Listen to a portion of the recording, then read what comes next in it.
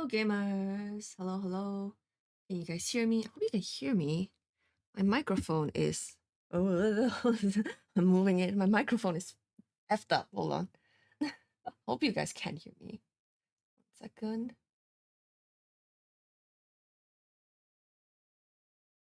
Okay, there we go. That should be better. Okay, hello everyone. Welcome to this very random stream. I don't. I was gonna say I had like a little extra time, but I don't. It's more like I just decided to procrastinate on my other tasks. So I was like, if I'm gonna procrastinate, I should at least be productive and stream. So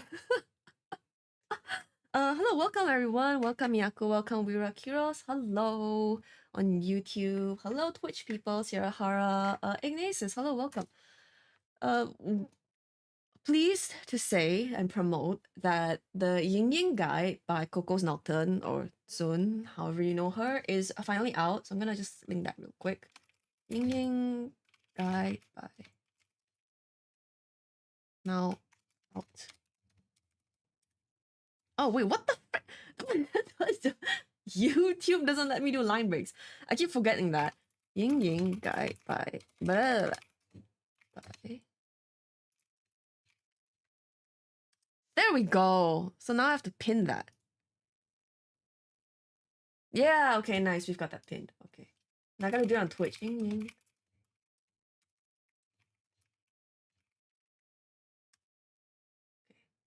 Yeah, if you're gonna procrastinate, you have to at least be productive in some form, right? So you don't feel bad about it.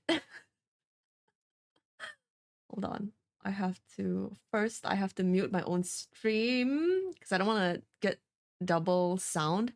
And then I have to pin on Twitch so you guys can see that. Wait, wrong pin! I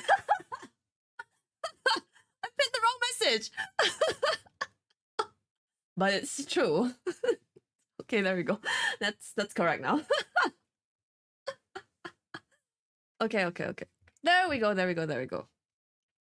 I'm good. I worked out this morning. I had a lot of coffee because otherwise I would be asleep right now. So I think that's why I have the energy to stream, because I had a lot of coffee so that I would get through my workout and then still be able to do like the errands and work I have to do.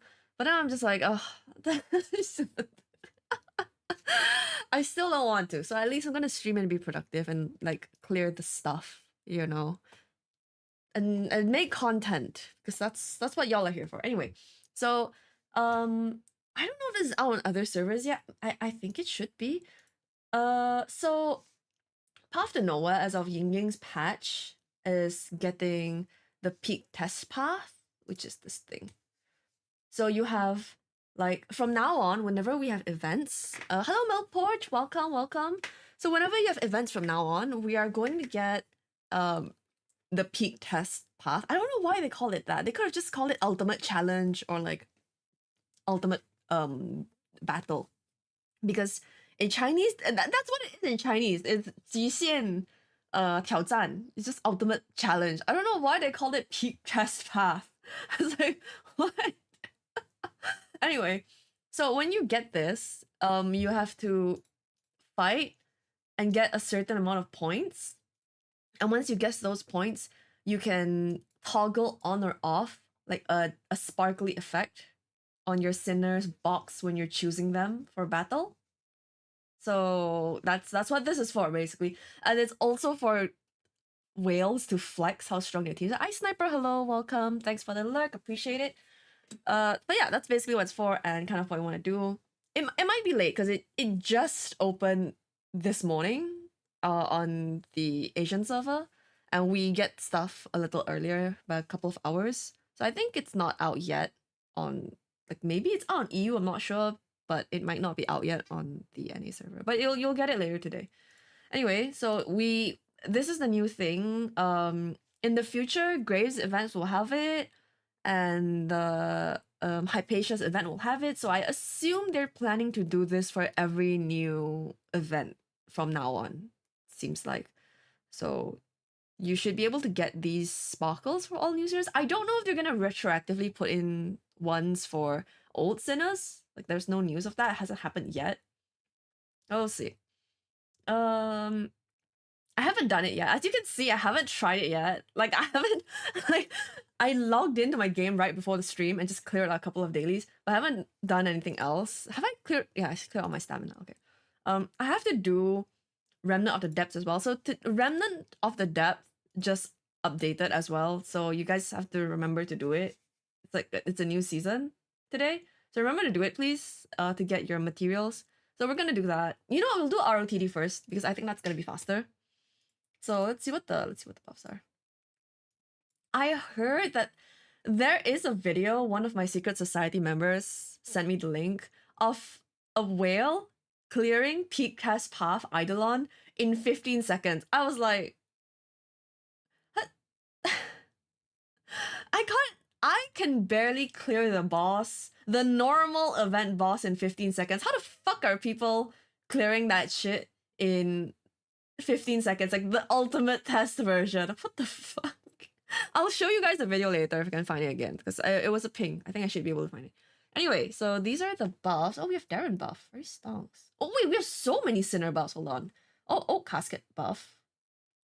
Vanilla buff. I don't know about vanilla buff. Oh, Pilger buff! Pilger buff! Oh, we're about the stonks. Pilger enjoyers! Rise!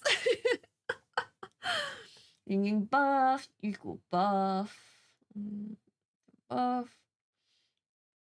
I think we're supposed to just play Arcane Crit with the Yugu buff, honestly. But then Ying Ying buff. Oh, Soulful Glimpse +5 uses goes kind of crazy actually. The heck? That's actually insane.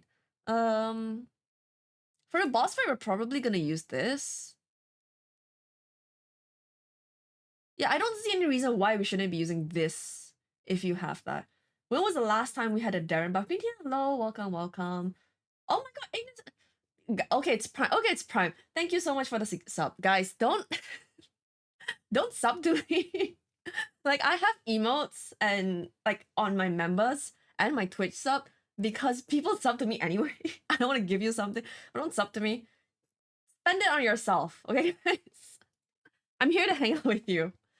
People think that my haters think that I have I get a lot of money from being a streamer, but then it's not true. I don't think I even earn $10 a month from being a streamer. I do all this shit for free. So I wish Eisno paid me. I say this like every 2 or 3 streams. I wish Eisno paid me. They don't. I just love the game. Can you explain what Jasmine does? I think Jasmine is the bleed team sinner. I have to double check before I spread misinfo. I believe Jasmine is a bleed team sinner and Parfait is a core break buffer. So she's a buffer for sinners who can core break. But I have to double check before I spread misinfo. We can watch the live stream sections and I can translate it live for you guys if you want. After we finish what we came here for. We keep getting distracted. Maybe I should do that in the future. I should do like streams translating the content and such, like explaining the kit. Because I know Juju does really good translations on Twitter and stuff, but some people might want it in video form. So I think we could do that as well. Yeah. Anyway. Hello. Oh my god, Isabelle. Hello, welcome. Hello. I haven't watched the stream. Yeah, I've watched it already. I just have the memory of a goldfish. Wait, what stage is this? Wait. Did we select the first stage? I thought we selected the 3rd stage. I do the boss fight first. I do stage 3 first. Jasmine is a bleed. Okay, yeah, I'm not high. Jasmine is the bleed sinner. I just trying not to give you guys misinfo. Why are we fighting Irene? Oh my god. We're fighting Ruleka as well. God save me. Seriously. Oh my god, Malice Core. This is Dreamy Bubble. Okay. Anyway. So we're gonna play Arcane Crit, which means we need all the Arcane Sinners. We need Yuiku. We need Ying Ying. We need... Oh, do we want Raven? I guess we'll go with Raven. And we can get a healer for the last slot, I guess. No, should we go for LL instead? Does LL have a buff? No, right? Okay, yeah, she doesn't. Okay, we'll just do LL then. And this team feels like it's deeply overkill. This is basically the team we're going to use later for the peak test path anyway. I'm good. I'm really high on caffeine, which the good part about that is that my headache is gone. So if you guys haven't been following me on Twitter, which honestly, God fucking bless you if you have been following me on Twitter. Uh, I've changed my medication a couple of weeks ago and I've just been having horrendous headaches. But they go away if I have caffeine. But I can't drink it too often or I'm gonna get a caffeine reliance. So we'll go for Asura, I guess, on Turo. Just because I don't know what to support her. Like, not because it's good. Like, it's not a bad set. I just don't know what to put on Turo. But yeah. So I was like, my God, that is horrendous. But I don't have a headache right now, which means I have to move to stream. And it gives me a good excuse to not not do my work. So yeah. I think Arrival is on... We'll just go for Corridor. I think I'm supposed to use Arrival as my optimal set here. But I think mine is on Ying Ying. Yeah, it's on Ying Ying. She's going City. And Tower. I learned from the best. I'm learning from Sun, the Yin Yang guide maker. I'm learning from the best. You just don't take Embrace of the Dead. As long as you don't take Embrace of the Dead. Okay, we have to use something on the first slot. I think my beef... Yeah, it's true. The real battle is figuring out what crime brands to use when you're in the end game. It's actually real, so real. The problem with Yuriku is that she doesn't have a good slot one set. So you just basically just use Fury. I don't know what else to use. You use Depth of the Restricted Area if the boss is damaged. And if the boss doesn't have damage, you should use whatever, it doesn't matter. You can't even use tuning. So Yuriku just doesn't have a good first slot. You can use Rift Palace for the last slot. It's not bad. Or you could also use Primordial Maw if like you have to trigger the effect. But basically, there's just nothing else you use in a long fight for Yugo. It's kind of like, bruh, you know? Can you show how to get the points in the peak test map? I can try, but the problem is my account is really whaled. So I'm not sure if some of my strats are applicable. I think my personal opinion is if you have Yelena and you have weak spot, the easiest team to do it should be crit weak spot. I think that should be the easiest team because Bianca is good at clearing up mobs. You can put Sean easily on Paradise Regain without losing much. If you have Zero, you can use her as the core breaker and she synergizes well with a physical team. So I think that should be the easiest team. I would go for like Bianca, Sean, Yuko, Yelena as the crit members. I would take a core breaker, so either Golan or Zero. And then the last one is flex, so like maybe a healer if you need a healer, maybe more core breaks like Lab or Chill or something, basically. So I would probably go for that and see if you can get them. But we can try later. It's just that my Bianca is S5, so I don't know what's relevant at this point. Okay, I'm gonna get shot by TGIF, but I personally don't like Burn Team for long fights. I think it's difficult to play well in long fights. It's like its potential is very high, but I don't think it's easy to play well because you have to what do you call it? Animation cancel with Yin Yen to kind of like get more out of the team. So I don't love playing it because I don't enjoy animation canceling. I think weak spot is easier if you have Yelena and weak spot, of course. But yeah, we're just gonna go for this and try to clear the stage. I just want to pass. I'm not looking to like max it or anything. So we're just gonna clear it. You know? I don't even know.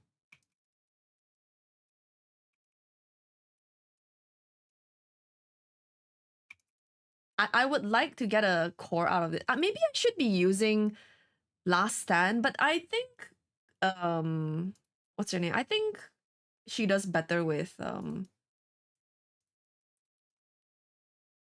Empower. No, give me the core. No, I missed the core. Are you kidding me? Whoa, that Malice core got deleted. Holy shit. Yo. What the heck? Whoa, whoa, whoa. Chill, chill, chill, chill. Girl, chill. Irene, girl, relax. Holy. Yeah, we've got the 40,000. We're fine. Just Arcane, yeah, Arcane crit is definitely power creep. There's just no way around it.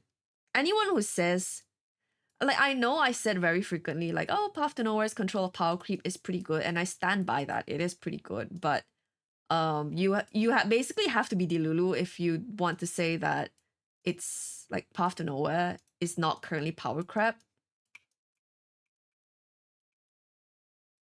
Because Arcane crit is definitely power creep. And my Yuiko is standing so far behind, I'm not getting the effect of her AoE. I should just move everyone in front. I'm wasting a ton of damage from Yuiko because her AoE is not in range. Like, bruh. Also, I heard there's a bug with Yelena's ult. I saw. I don't know if it's true or not, but I'm too lazy to find out. So we're not gonna find out on stream today. I'll investigate another time. But I just can't be bothered. I would like to do other things instead. That statement applies to everyone before Ying Ying drops. Yeah, pretty much. Arcane crit is really the new generation of damage. Like, you could say burn was really strong. You could say like zero and more were really strong, and that's true. But the jump between what we saw in the past in team systems to Arcane crit is just too much. It's huge. It's creep for sure. Why are you CCing my Vota Blue? What the heck? What, girl? What is you doing? What is you doing? Could I please get like a stack? Please, one more. It fucking hit its core. Oh my god, I'm serious. Did I enjoy the event story? Yeah, it was not bad. I found it fun. I liked it. I think the part I was most shook about, why did my Yugo get CC? I have S1. This feels like a scam. I think the part I enjoyed the most was finding out. For people who haven't played the event yet, this is your time to get out of the stream before you get spoilers, because I am going to be talking about the event because it's been like a week. So if you haven't played it, leave for a while I talk about it. But the part I enjoyed the most was the reveal that the shooting star they saw was the perishing star. When they showed the star, I was like, I have a bad feeling about this because Path to Nowhere is a story that adheres really strictly to the Chekhov's gun rule. When I saw it, I was like, we only know of one other shooting star in this entire fucking game. I was like, ain't no way, right? And then like 10 lines later, Duro was like, we compared the records and shit, and the star that they saw was the perishing star. And I was like, motherfucker. Our New Year event became an eternal nightmare update. Down to Chief getting dragged into a mania hallucination. The fucking perishing star all over again. I was like, God. Anyway, let's do the Porter stage next. But yeah, so I thought it was quite fun. We can't use Ying Ying's buff because we don't have any more. We could use Pilja's buff and see what exactly is it? I don't even know. Defeating one unit gains. I don't know what this is. I only know her skills as skill 1, 2, 3, 4. After using ECB, normal attacks upgrade to stage 3. Pilja, may I please ask you which skills? Pelagic Pilgrimer. Oh, it's your P1. Okay, sure. Oh, so it halves the time of the stack. Okay, sure. We'll do Last Stand. Pilja should have Void on her. Yep. And then best part of the event, Owo cameo. So true. She was so fun there. DX, hello, welcome. Well done, Ruffy. Hello. Oh, thank you. I do hope I keep healthy as well. I would love to be healthy. Thank you. So we are going for. I guess we could use LL here. Do we need Oh, wait, we've used LL already. What am I talking about? I'm high. Oh, we could use Enfer. We could use Enfer. The porters are usually not CC immune. We could try that. What else? Do we want lab? I think we might want labyrinth for core mobs, probably. And then we can use Jane for wave clear. Girl, where is you? Oh, here we go. Okay. Yeah, let's go with that. I don't know if we need anything else. We always fall for it. We're like, oh yeah, this thing gets mentioned, like this object or something gets mentioned, and then we just don't think about it. And then and then we're like, fuck, when it's relevant. Later, and we're like, shit. The eternal struggle of, well, they don't have crime brands? That's crazy. What? Oh shit, we don't have dual roll, I just realized, so we can't instant proc. Okay, you know what? Never mind, that works. Yeah, you know what? That works for me. That works for me, I don't care. Boom. Wow, Pilja is Piljaing. Holy shit. Girl, she going. She's going. Holy shit. God damn.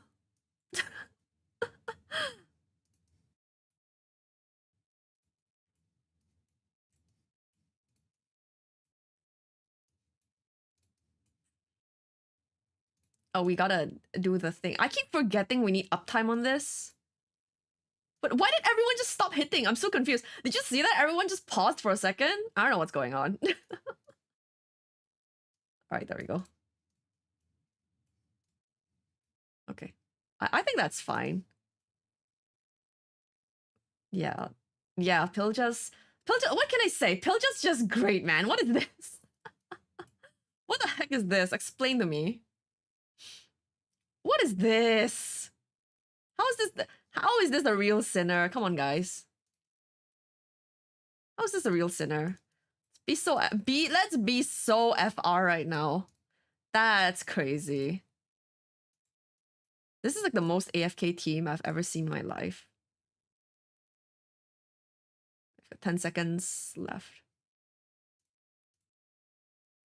I think one thing I slightly don't like about Pilja's design is that when you can't see this as a timer on her skin. Like, correct me if I'm wrong. I just don't think there's a way to see it physically on the screen without clicking on her ability. I think that is a bit annoying. Like, you have to see it when it actually just runs out. Noxa's elder sister.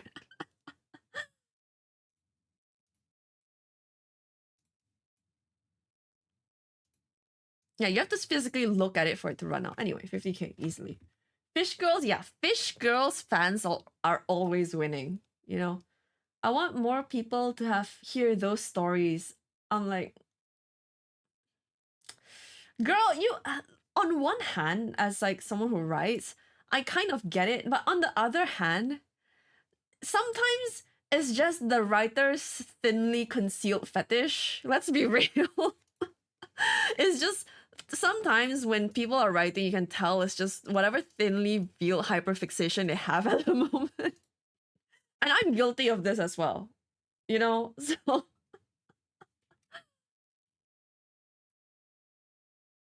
the raw ass corruption mode, the new skin looks really good. I feel like it looks really nice for a 2-star skin. Yuku knows how to be. With the start of the event, I was like, wow, the person who wrote Vato's blue event came back. Oh, was it Ginger? Wait, was Ginger the writer? I think. Was it? I don't remember who the writer was for the spring event, but it wasn't Dumpling, it was someone else. I was like, whoever wrote this person who wrote the spring event wrote the blue event for sure. Oh yeah. Bao. Confirmed GL writer. It's like, wow. Ice know. Where are you hiring your writers from? They're hiring their writers from GL sites. Okay. What do we want to use for this one? Darren battle. Do we just use reticle for this one? We could use Lady Pearl. I have Pearl and Langley. Shalom counts as reticle as well. Oh, what? There's a boss? Okay, shit. I could use. Wait, how many do I need? 4 reticle sinners. Ooh, I could take out. I could. We could do weak spot actually. Yeah. Let's do weak spot. Let's do weak spot. With Sean, because with four we cap out the reticle bonus. We could get another healer in, I guess, or we could just do Golan. Maybe we do more because we might need core breaks. And then in that situation, we should probably put more buff here. Like that. I think that works.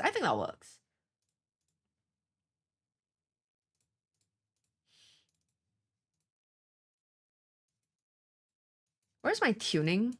I really don't like using more without using tuning. Because it feels like her ECB uptime is so bad. Sorry, alt 2 uptime is so bad. Everyone has no crime brands.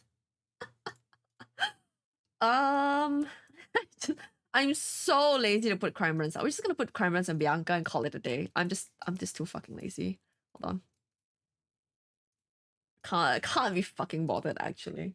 Okay, let's move her in front.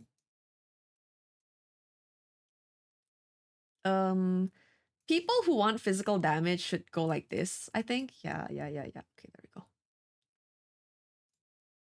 Do we core break? Okay, you know what? We'll just leave it for now.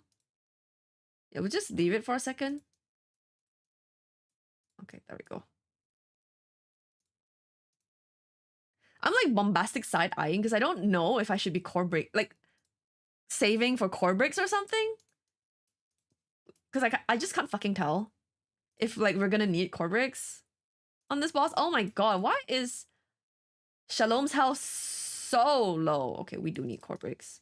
We gotta move Bianca forwards for this, and then Pearl goes. Yeah, that's like deeply out of time with Bianca's ult, but I don't care. Because we have like S5 on everything. The power of your wallet, guys. Shalom is dying like her health. This is just canon to her general state in the story. Canon Shalom behavior. Hold on, I'll let Moore heal her. This team is like fully above S3 or something. It's crazy. So I am just YOLOing with the power of wallet. And it's still not 40k yet. Now it is. Yeah, now it is, but like it still wasn't 40k just now because of laziness.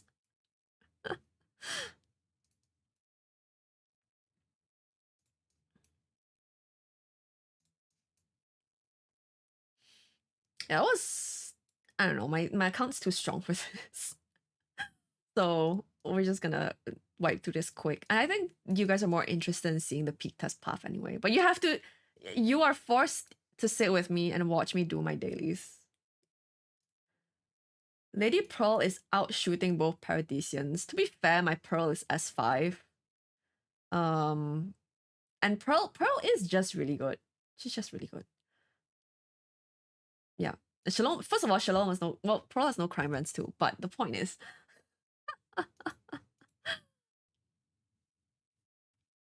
Okay, let's collect all our delicious rewards and materials, which I'm in desperate need of after anniversary. Hello, Gloss. Hello. So sorry for being late about that. I was locking in. Okay, we got our stuff, our surveillance order stuff. Oh wait, peak test path isn't here. Peak test path is in the events. Okay. Certain sinners' abilities will be enhanced. How? Would you like to inform us as to how they will be buffed? No, you're just not gonna. Okay, fine. They're just not gonna tell us. I guess. Is there like combat buff? Oh, there we go. Okay. all newly added sinners in this phase, so I guess these three, deal 20% more damage and stop battles with full energy. Wow. That's not OP at all. So that's totally not OP at all. Wow. Well, I guess then the safest F to P option that pulled Arcane Crit is going to be playing Arcane Crit with Wu Huanzi over Water Blue. So basically, S5 Wu Huanzi is already confirmed to do more damage. Like, assuming you don't get horrendous bad luck on her.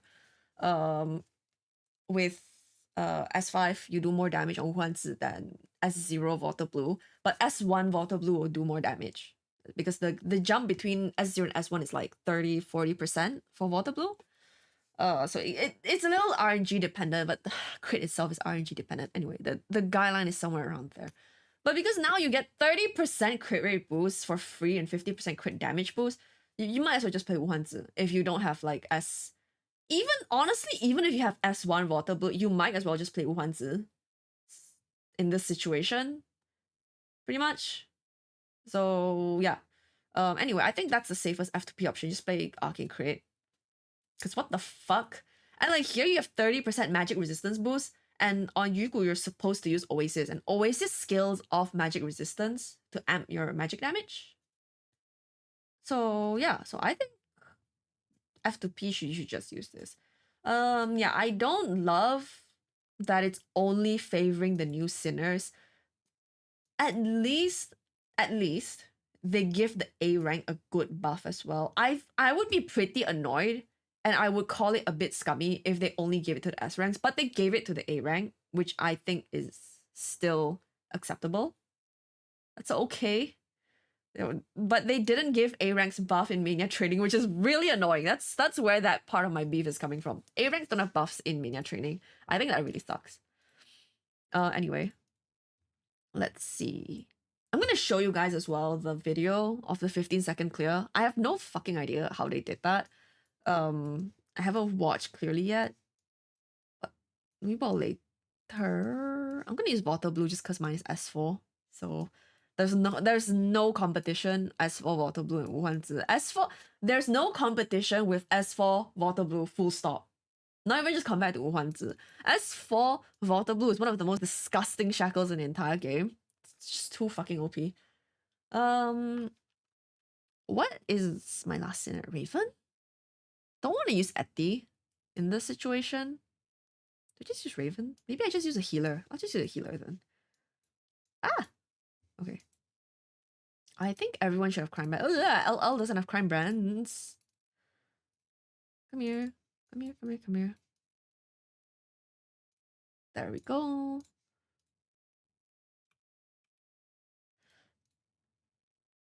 Should I be using Empower? I don't know. We'll find out.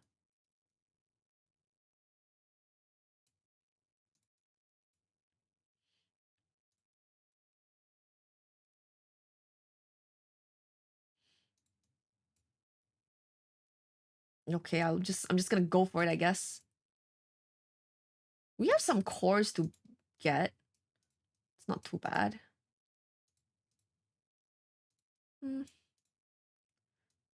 I don't know, guys. Yeah, I think you literally just play Arcane Crit. I'm gonna do a Wu Huanzi run after this just to see how much damage Wu Huanzi does. Gonna move this out a little to get those mobs that I missed just now. Yeah, bros. I think it's literally just like if you have Arcane Crit, just play Arcane Crit. He finally uses crime presets. I'm too old, you know. I just see crime brands and I'm like, ha. And then I just click. I'm too used to clicking on them directly.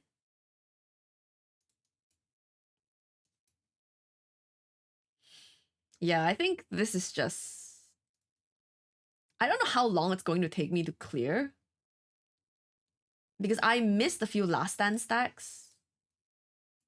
Ooh, this kind of hurts. This damage low-key kind of hurts, actually. I'm not gonna lie. That damage was kind of scary for a second. Like,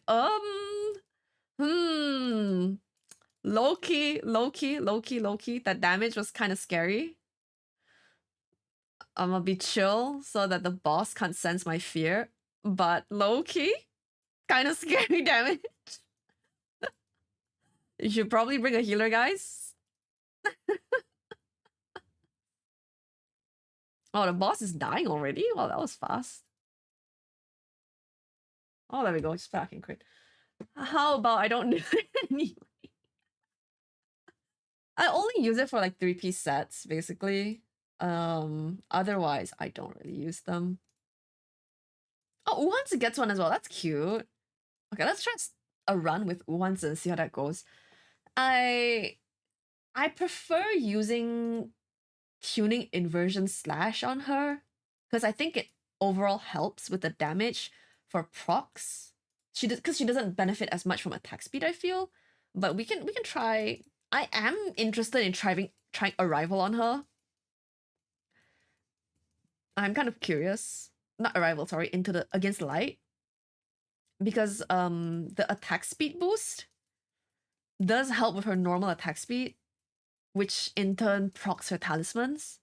So I think that could be interesting. So I do want to try that.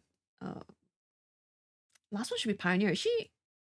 How short is she? 155? How short are you, girl? Wait, what?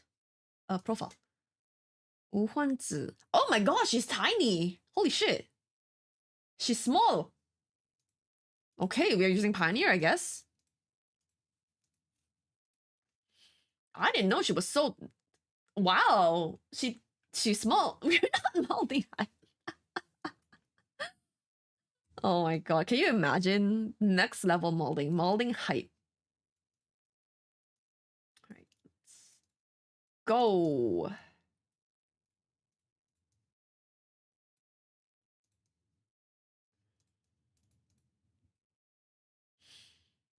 Keep the stat window out so you guys can see it. No, please. What the heck? Yeah, I didn't click it fast enough, so it ran out. My procs. Okay, I'm immediately seeing one bad point of Wu Huanzi. The procs. Bruh. Yeah, okay, never mind. That is one bad point. So if you don't get the core on immediately on the boss, that can be a problem, I guess. Oh my god, Ying Ying is suffering in success. She's killing the mobs with core too fast. We're suffering in success, bros.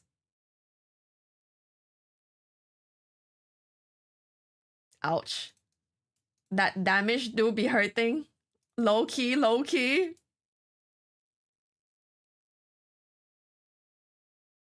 Oh my god, we lost it at the core. Oh, please. We should just use Ying Ying's hit at some point because my god. We're just losing random core damage by suffering in success and doing too much damage. Oh, pain.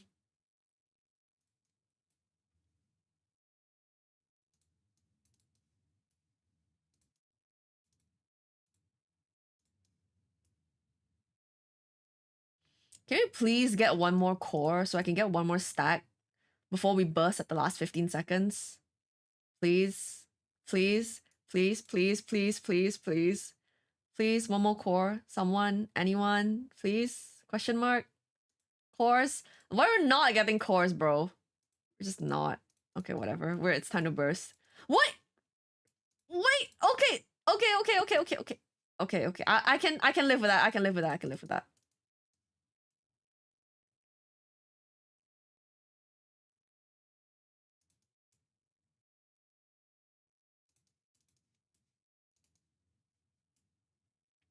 Come on, 1 second. Oh, I think that was full. Easy. This was for your guys' information, this was S1 Yuku, which doesn't buff damage, it's just survivability. This is S3 Ying Ying. This is S5. Well, it's 0.3%. It's S5 to roll.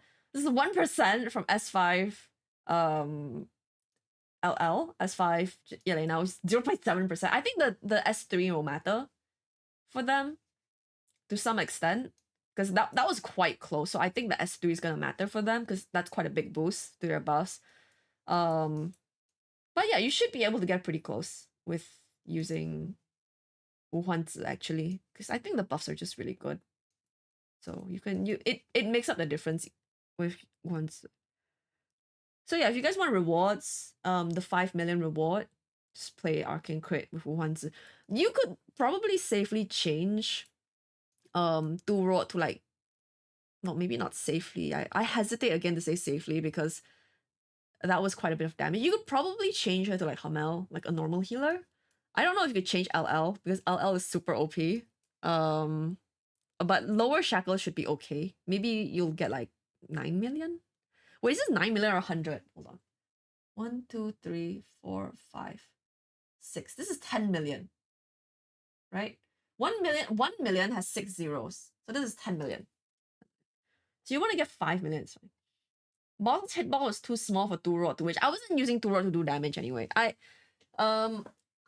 don't like using Turok to do damage in my showcases. That's why I intentionally put Turok away from bosses, because people complain that my Turok is S5 and therefore she does too much damage.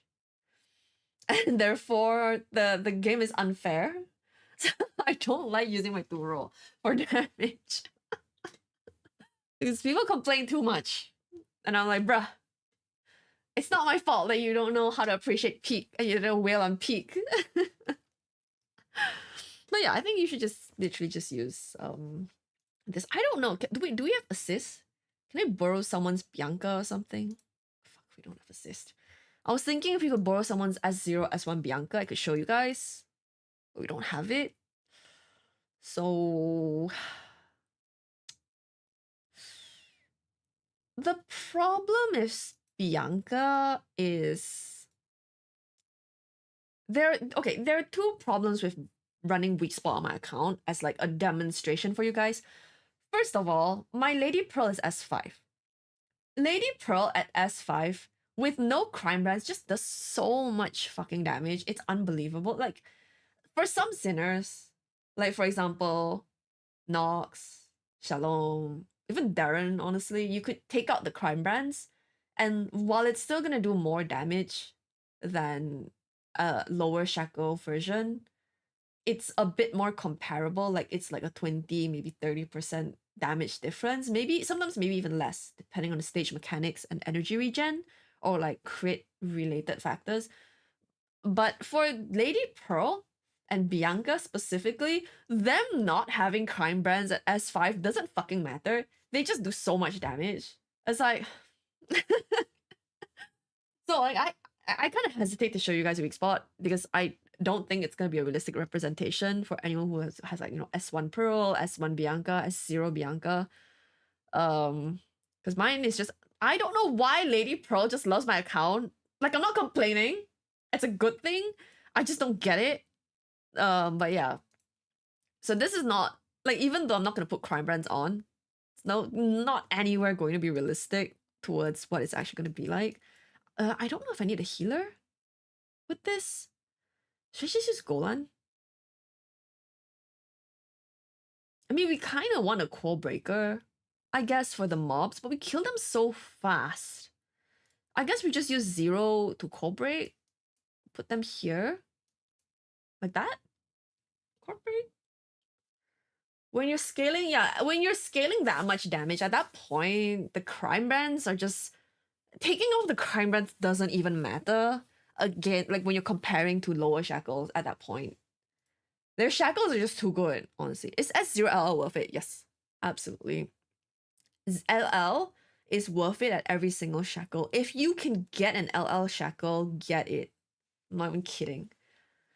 Because like S0 is good, S1 is good, S2 is fine, but the more important point is that S2 puts you close to S3, which is super good. And S4 is really good as well. So S5 is like, you're at S4, you might as well, right? So basically every shackle on LL is good. And the thing is, her shackles are energy regen, which is still good anyway, you know? So every shackle on LL you can good. Any shackle you can get on her is good. Let's see. Your account is loved by Pearl. Mine is loved by Krish. Oh no. Your account is the opposite of free fire. Jokes. Krish loves Pearl. Not Pearl. Krish loves Rayron. LL's book during Ying Ying's banners you have S4. Congratulations. One of the actually one of the best books in this game is to get LL. You triggered Liu Sheng's P2. I don't know you guys are in the Sin Discord server. But there was like a joke in it where someone put the Liu Sheng, the mob. What do you call him in English? There's one of the gangster groups in Syndicate, which Yagyu. So basically, okay, this is a Chinese server meme, basically, where the Syndicate gang Yagyu, the sprite, is used to represent Eisno, because when the game first launched, there was like a lot of bugs and errors, and Eisno kept apologizing and giving bonus hypercubes. So in Chinese, Yagyu is called Liu Sheng. So because the way the messages were worded was like, so sorry for the inconvenience, sorry for the loss, sorry for that. So when you use formal communications in Japanese, like I believe it's called keigo, you have to speak in the very polite form, which involves a lot of like, so sorry for the inconvenience, we apologize once again, we apologize once again. So because there was a lot of that, people joke that Eisno is Yagyu for that reason. So it ended up being that we called Eisno Liu Sheng in Chinese. And during April Fool's, someone made one of the Sinner profiles with Liu Sheng with a sprite on it. And the P2 ability is that if you curse at Eisno, or if you maliciously report or slander Eisno, your next pull will hit Heart Pity. And when you hit Heart Pity, you're going to get one of the 3 following sinners, which is Stargazer, Krish, or who was the last one? And Summer. Yeah. Summer, Krish, and Stargazer. So that was Liu Sheng's P2. But yeah, that's a recent funny thing that came up. So now we say it. I translated it in the server, so now we say you triggered Liu Sheng's P2. Yeah, surely Summer is gonna be super OP after we get the buff, right? Surely, right? Now that she's getting a buff, it's gonna be super good, and she's gonna be so strong. And like, wow, getting Summer is going to be amazing. Like, holy shit, you know? Wait, what? Wait, what? Why? Huh? Did you see that? Wait, am I dumb? I think I'm dumb. I feel like I missed my 0 cold break, and it instead became a yeah, I missed it just now, and I accidentally used Alt 2 again. I'm a fucking idiot, actually. I think my sinners might die. I don't think we are restoring enough health for this. Please give my 0 a bit more health.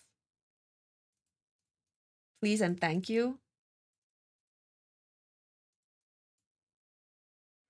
Oh, no weak spot mark. Ooh, whoa. My 0 is dead. 0's dead, bros. We're just gonna keep going. I think we need a healer, like a proper healer. Okay, I am memeing too much. We need a proper healer. I think we're just gonna ignore the core breaks. We're just gonna get whatever we can with Paradise. And we're just gonna go in with Hamel or something to AFK heal. We may have been trolling a little too much. Okay, here we go.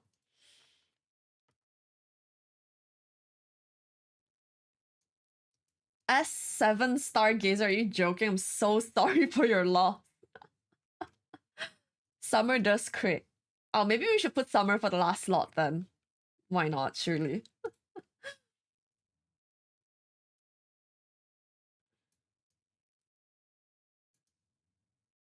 I'm a genius. We delay it so that we can get an extra stack of Last Stand. I may be a genius, actually. I'm so smart.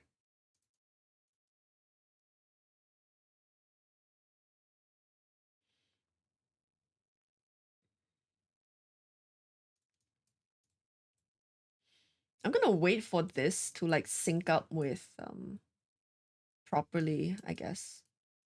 Okay, we have a lot of moves. We don't have to worry about that. Actually.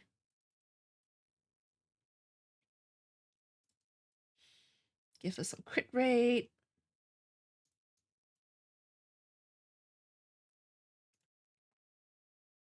Do we have any sprites? So I can't see anything, so I'm trying to... I picked up Hamel onto the sprite! Lost the stack right there. GG reset. Oh my god. Your streamer have skill issues. Oh my god, my Bianca's dead. I shouldn't be standing on this tile. It's actually suffering.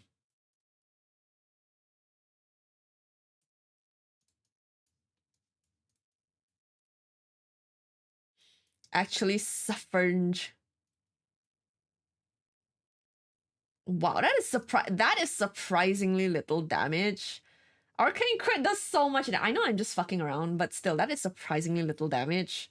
Wow, Arcane crit gets such a big buff in this fight. Actually, even though I am fucking around, doing only like what, a quarter of the health is crazy. Maybe because of Yuko. Weak spot crit is a good set. Weak spot crit is a good team. I think the issue is just like, number one, I'm fucking around. But number two, the buff is not insignificant. Like 30% attack boost on Ying Ying with a 50% crit damage boost. 30% crit rate boost with 50% crit damage boost. That is huge. And moreover, Yuku copies crit damage dealt and deals it back out. And she gets a 50% boost on that. Like, it's a lot. Clearly, the issue is that there's no physical oasis. But yeah, so wow, I'm like, yeah, it is. I do think I was kind of worried when I saw this. I didn't say it at that time. When I looked at it, I was kind of thinking, this does seem like a very strong buff to arcane crit. Like, you know, Soul Rift Foundation ditch. Oh, we always remember where the era where people complain, where is Magic Soul Rift? Now we have it. It's called Oasis. And it's single slot.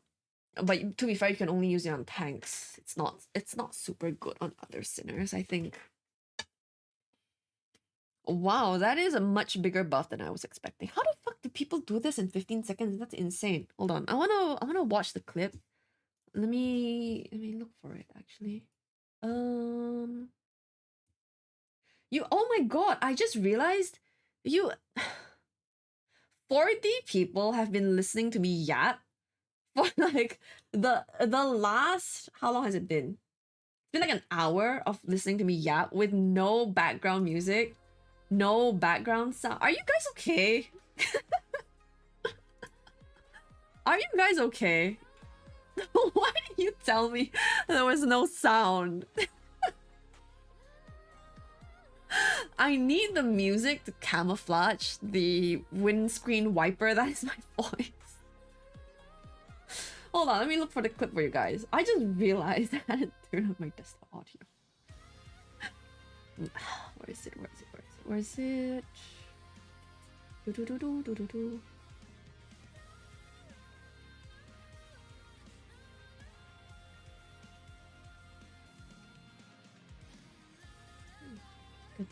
Oh, here we go. Okay. So apparently this is a 15-second clear of like the entire stage using Arcane Crit. I just sent it in the chat. When is a 10-hour goodbye? I am so surprised that I already got 1,000 views on that cover because I don't think I've ever streamed Reverse 1999. Yeah, I don't think I've ever streamed it. And I've never posted a video for it before this. And it got 1,000 views. That's fucking crazy. Thanks. I appreciate it. I was like I know I sound very frivolous about it, but I really appreciate it. I just don't know how to express it without sounding like I'm being sarcastic, but I really do. I'm just really surprised. But yes, thank you. Did I try Volta Blue Arcane Crate? I did. I've cleared this stage already. I'm just trying other stuff now. Oh, I need to watch the video myself. Hold on. We gotta watch the video. I'm gonna put it on stream as well, but give me a second to set up so I don't like A, dox myself, B, dox anyone else by accident somehow. Studio mode, and then we have to open the browser. Is that fine? I don't see shit. Actually. Wait, hold on. I have to adjust the browser size. I can't see anything. It's like the window is tiny and I have bad eyesight. Hold on. Your jellyfish doesn't have eyes to read with. The natural skill issue of your local jellyfish. Okay, and then we have to make it a little smaller. I think this is fine. I think this is fine.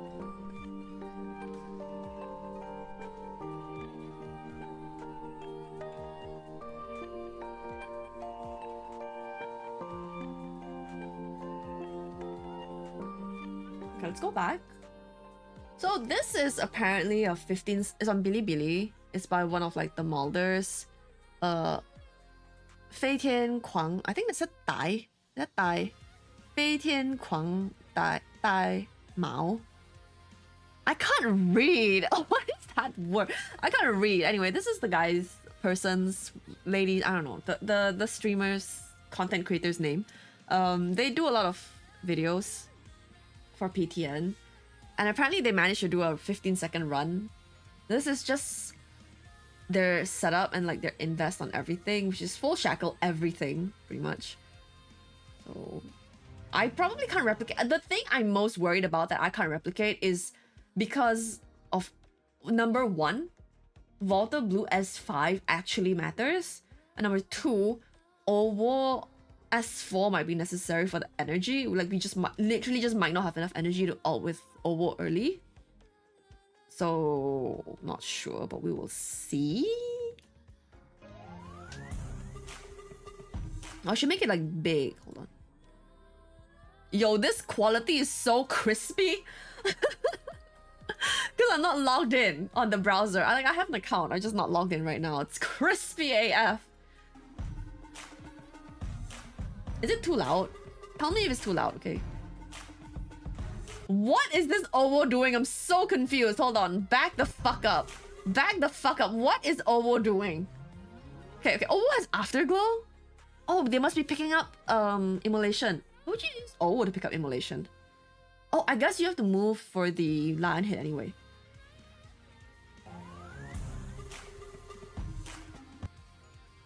Okay, I'm gonna have to use this fucking spacebar to actually see everything. So we're putting energy on who? I'm so confused. Hold on. I don't understand anything.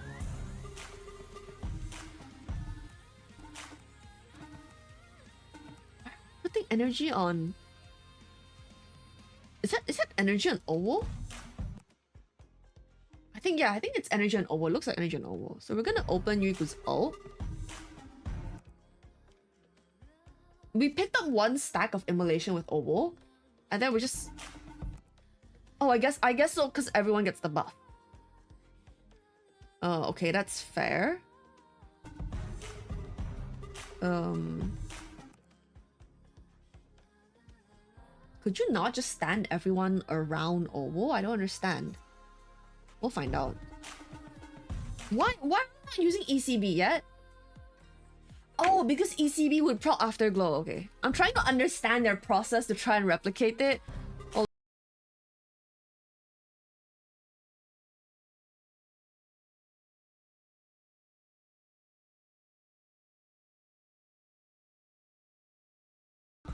They're, and I think they're animation cancelling VB to stack her P1 as fast as possible.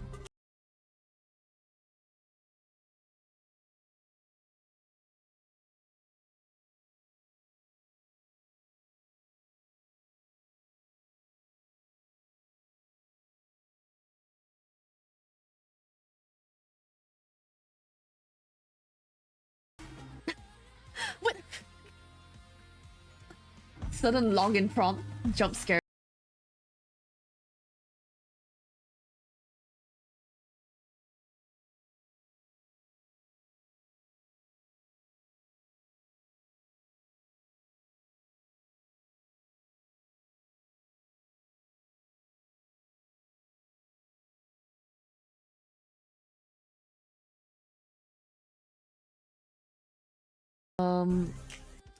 I don't think I can do this. Hold on. Let me go back to my game and have a look real quick at Owo's Shackle. I don't remember it by heart. Owo. Ow. All allied sinners within range of Star of Fortune will gain attack increase buff for 12% for 10 seconds. Oh, S4. Okay, S4 is honestly not that bad. We could find a way to work around S4, honestly. It's not that bad. I thought it was gonna be starting battle energy. This is actually not that bad for the sake of this run. But oof.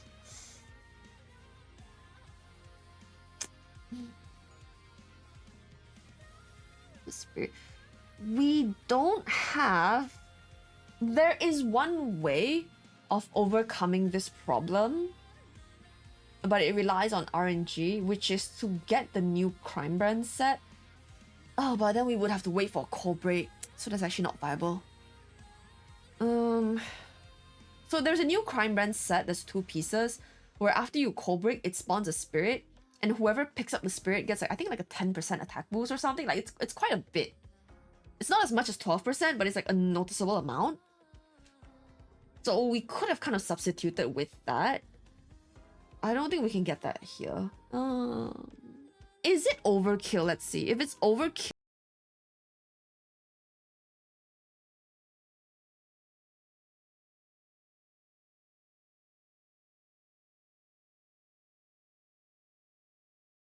by a lot.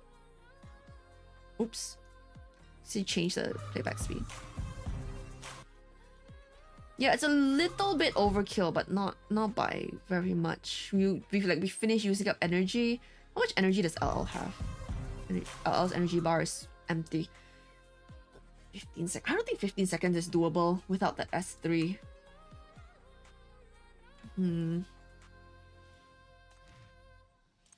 I mean, at that kind of speed,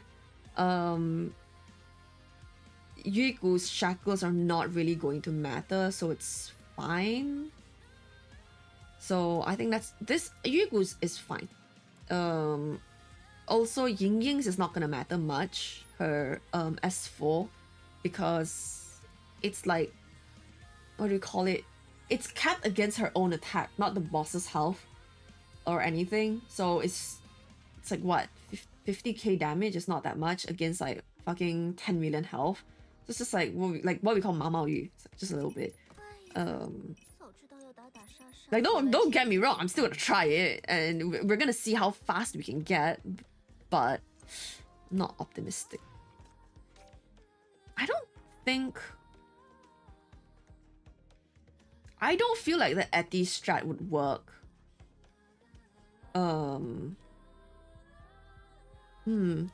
Would the Eti strat work, guys?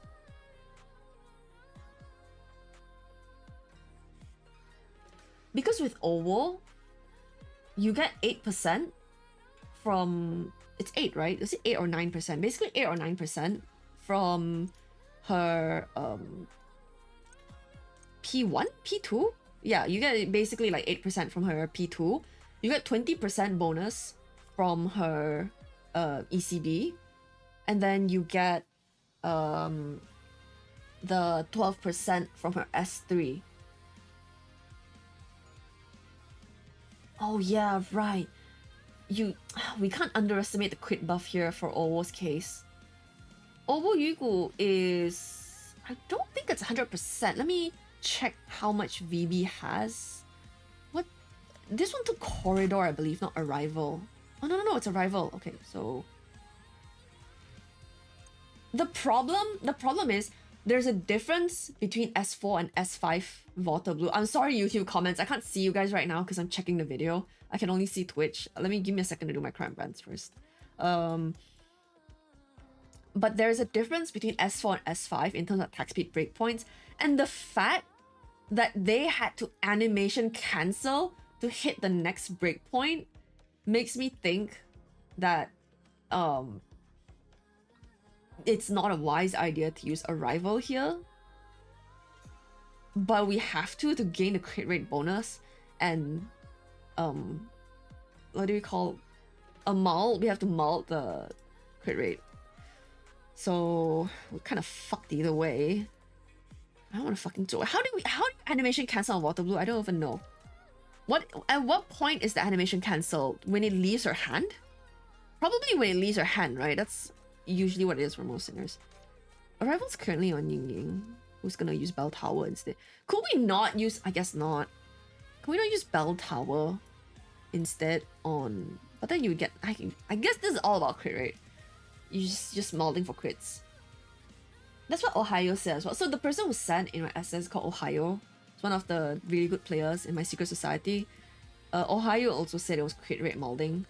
So probably I might try an alternate strat later, but I doubt I can come up with something that's better than this. My proudest moment, honestly, in all of my time playing this game and being a guide writer, my proudest moment is the fact that I came up with attack percent build Yelena that I'd never seen. Like, I genuinely have never seen that in like guides and stuff on the CN server. I kept all original EKG fields crafting.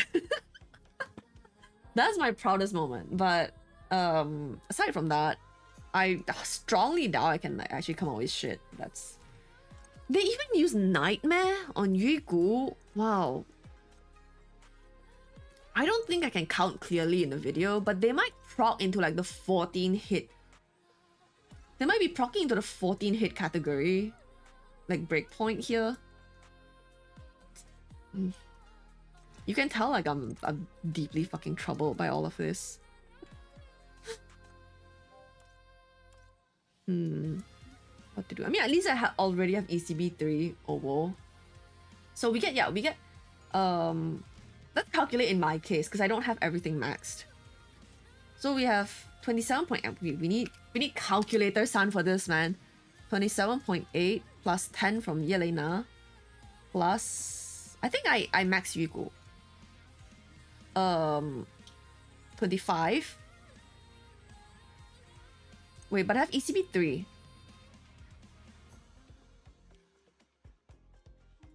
Let's just count it as slightly over 25 for now. Because we don't have 3 arcane sinners and we will probably drop stacks. So let's do 25. Where's my calculator? I need another calculator, son. My math skills are bad. 25 times 1.24 for 24 stacks. 31. So let's count as 30 plus 30. And then we can calculate from the crime brands. So that's going to be plus 20. No, rate. Plus 12. So that's 80, like 79.8. So that's basically 80% crit rate.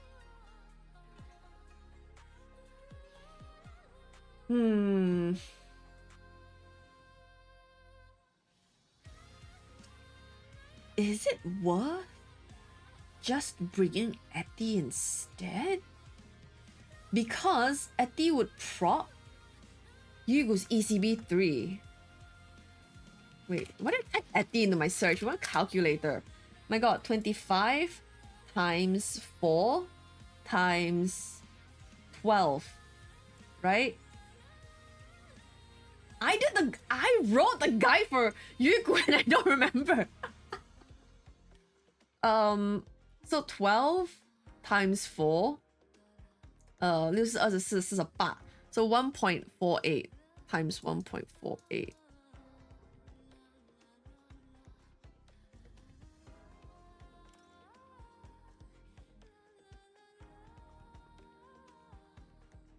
Plus, oh, was what, 29, 27 point, I don't remember shit, guys.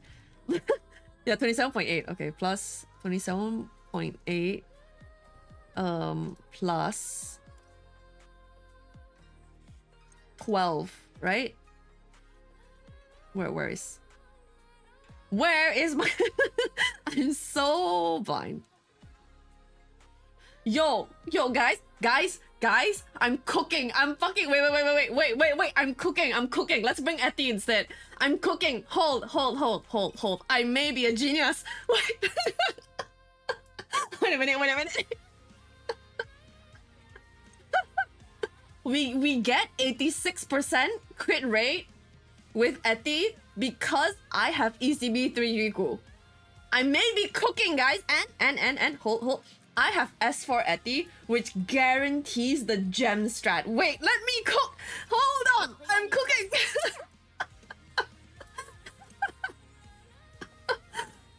Okay, so we can use we don't need her ult, so we can use Nightmare on her, and we can put Immolation on her. Hold on, I'm cooking. So we can use some other crime brands and other people we need to. What was Owo using just now? Owo was using Afterglow. So what we can do instead is move Afterglow to... Can't do that on Ying Ying. We can do Afterglow on LL instead. Because we don't have any crime brand needs on LL.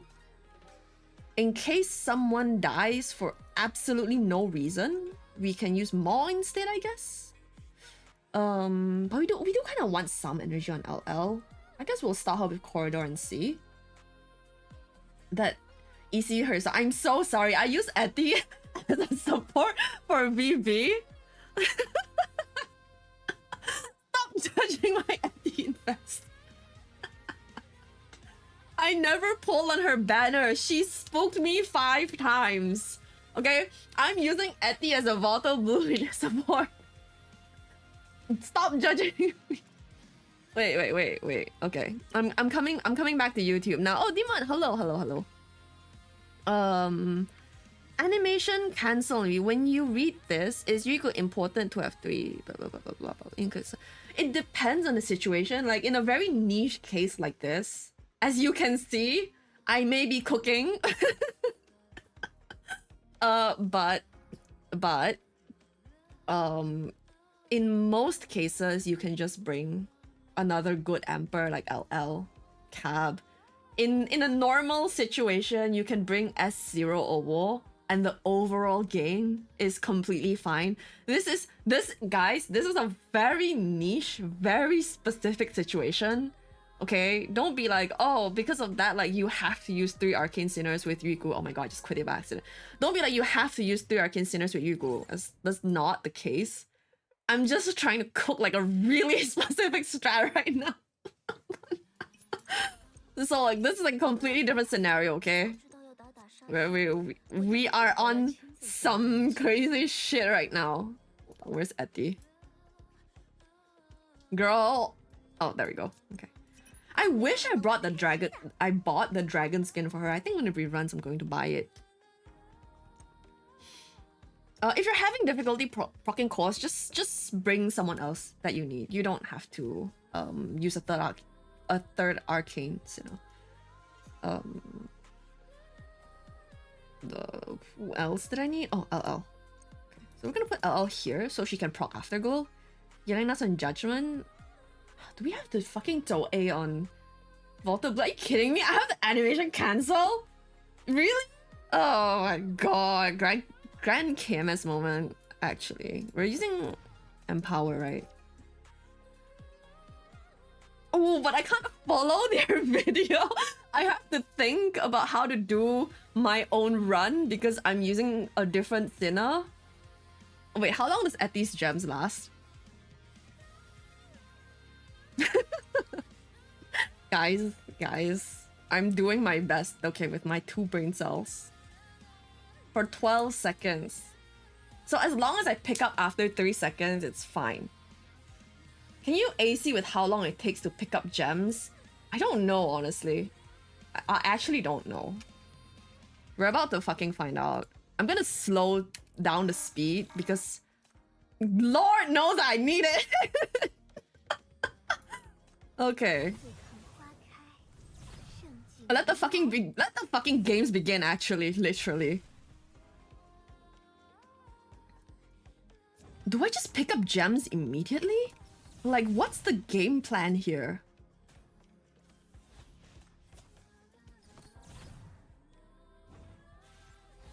We don't even get to core break. I think that's my main problem. We don't even get to fucking core break.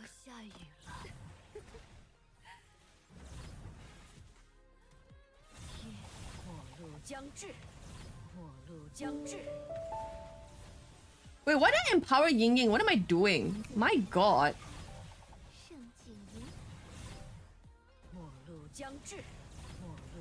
I got an alert. Wait.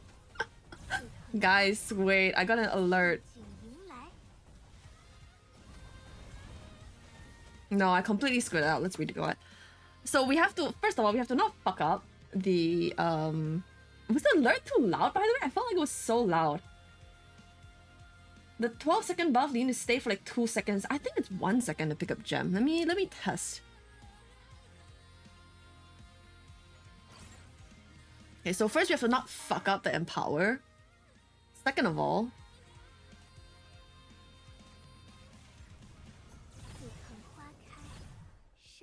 I don't think I can do 15 seconds. Maybe like 20 is a more realistic goal to arrange for. Because the boss spends so much time at the start just fucking about. Look at her. Look at her. So loud. Was the alert too loud for you guys? Novdays, thank you for the follow. Appreciate it. Thank you. Yeah, she just spends so much time just flying about. I don't know, Rose.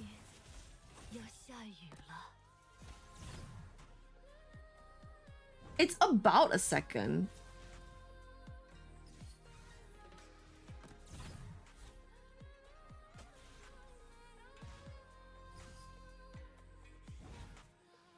Bro, she picks up a gem faster than she attacks. That's crazy.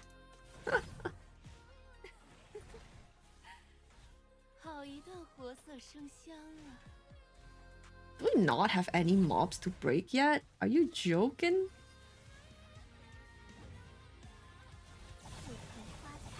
I missed. Wow.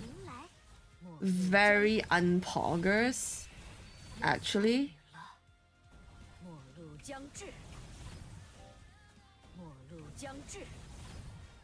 Wait, I didn't pick up the blue gem?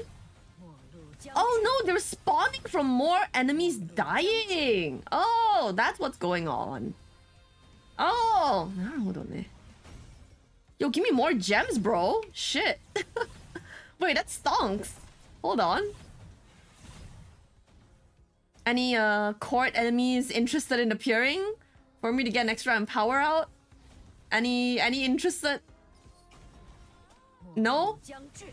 God, how are we supposed to do this?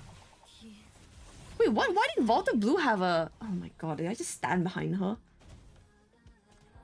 I think I stood behind Yelena by accident. I should put them here so that I can't accidentally stand behind Yelena and get rid of my crit buffs. Okay, let's see how we can tidy this up. Move them here so this is easier to deal with.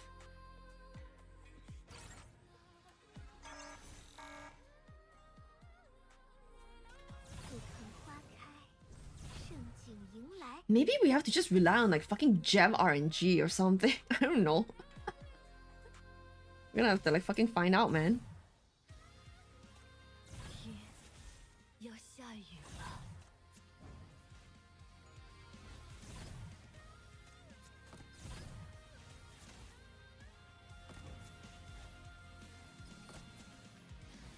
Does that actually help? I can't even tell if that's actually helping, honestly.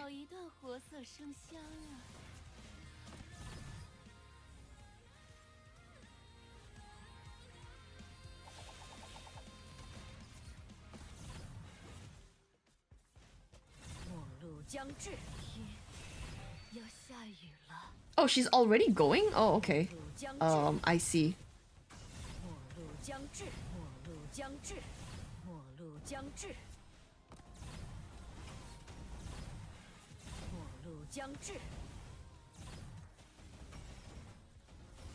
I mean, we're getting pretty far. Not quite far enough, but we got pretty far. We're at like 7 million. Okay, I would say that's not too bad. How do we optimize this further? Any ideas, chat? Is chat cooking? Is chat cooking? I think we need a couple more pieces of energy, but I don't think we can change what mobs spawn at the start. So we can get one from that early mob that comes out with the core. I don't think we can get more than that.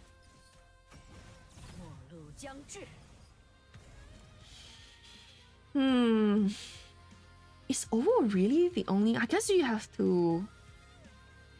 Do we just maul for crits?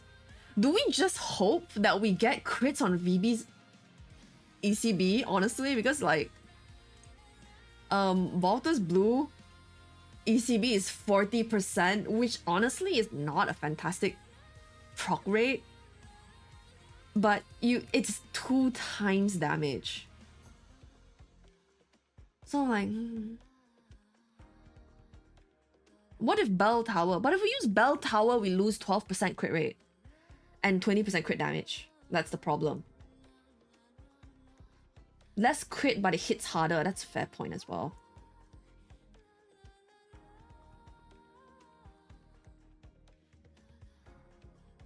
I mean, overall, let's say this pushes us into the next attack speed breakpoint. That's 20% bonus damage, extra damage. Multiplicative with 18%, so it's still less than Bell Tower.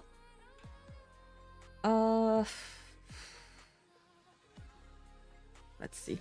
We can try. Let's try Bell Tower, and then we maul for it. I'm up for the concept. Let's go. We can use Arrival on Ying Ying instead. Then we get a little bonus damage from Ying Ying as well. City. Let's go for City. I don't think we can fully stack Doom, so maybe we just go for Tower. Stacks for up to 10 times. I mean, honestly, we get quite a few stacks. Yeah, to be honest, we get quite a few stacks. Maybe we go for Doom. Let's see.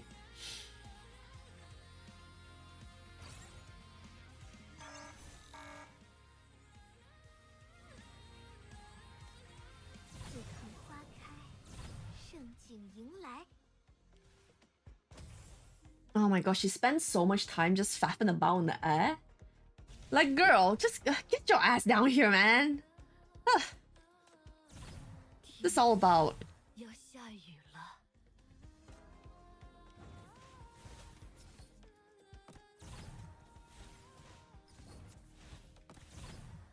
Wait, what? I put yelling out there instead. My god. Okay. Next one should be the runner. Can you please come out? Hello? Oh, there we go.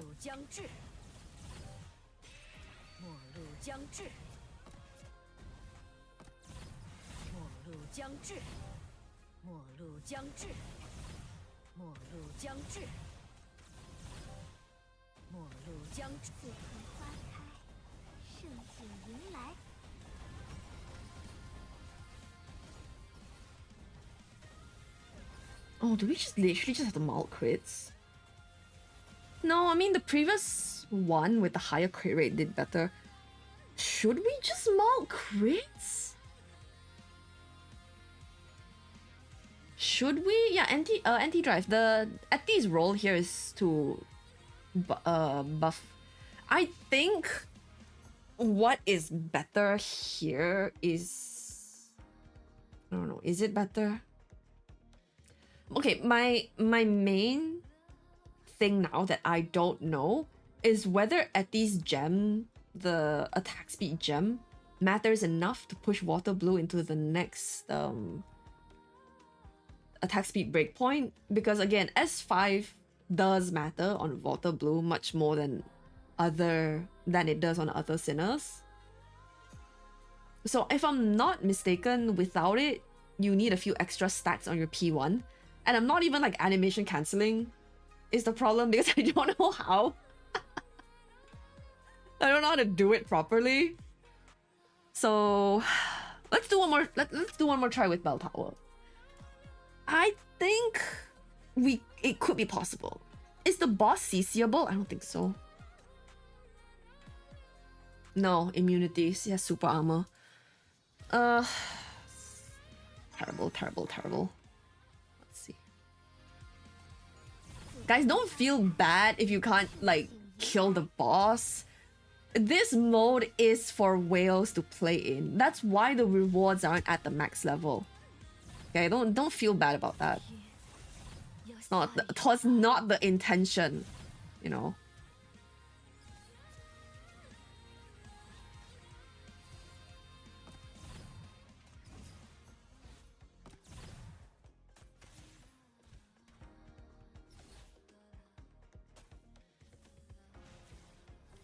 I don't know how to AC her, honestly.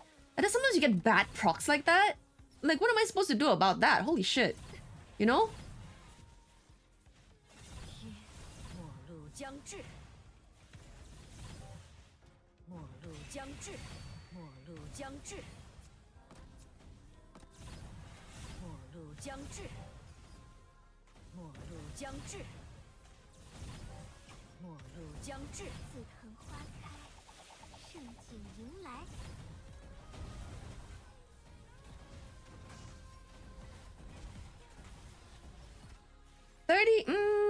Sort of like around the 40 range, sort of.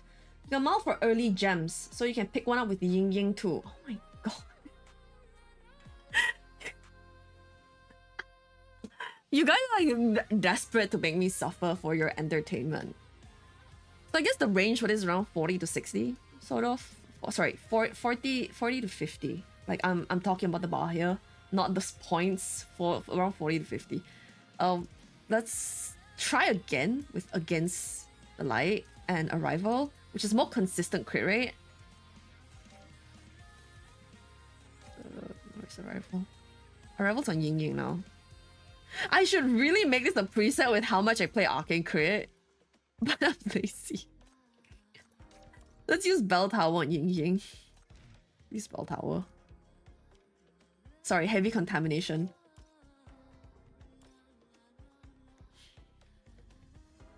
Gem Maul is way worse than Crit Maul. I would prefer to not Maul. How about that?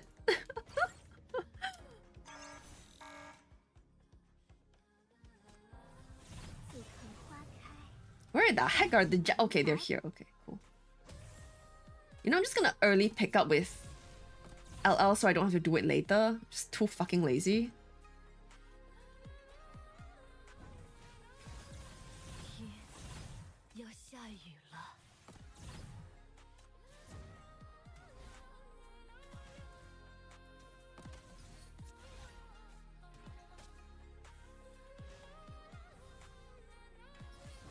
You just see like when the flash goes off and then that's like good enough. Is that it?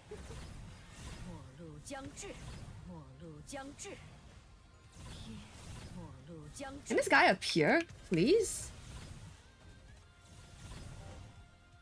Oh shit.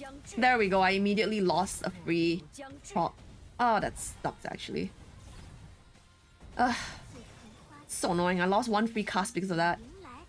So it's small mistakes like that that really piss me off. Like, wow, I really just fucked up for no reason. I actually just lost one cast for no reason. That's so annoying. It's impatient. I need to check what... determine what time that mob spawns. Is it a timer? Let's see. I just want to see what time that mob spawns. And if it matters if you kill these guys as well. I think it shouldn't matter. It's like 1 to 8, sort of. 1 to 8, probably. Didn't Regulus mold gems or something at that point? Is there anything Regulus hasn't molded? Could it be worse? I would love for it to not be worse, actually. Hot take, I would love for my problems to not be worse. I do not enjoy suffering, actually.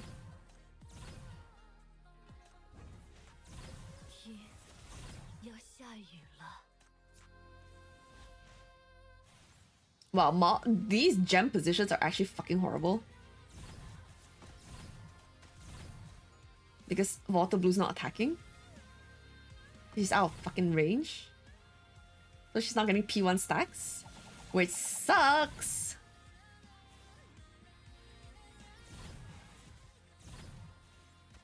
Why does my LL have like excess energy? Maybe I shouldn't pick it up early. I'm wasting energy. Okay, let's wait for this kid to come out. I waited too long. It's definitely too long.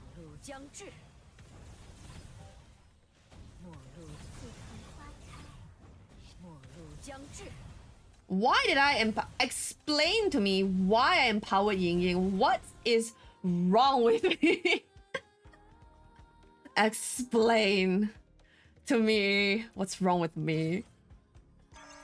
Oh my god, I'm so bad at this game. Oh my god. Prayers, sorrows, prayers, sorrows. Actually being fucking terrorized by this game.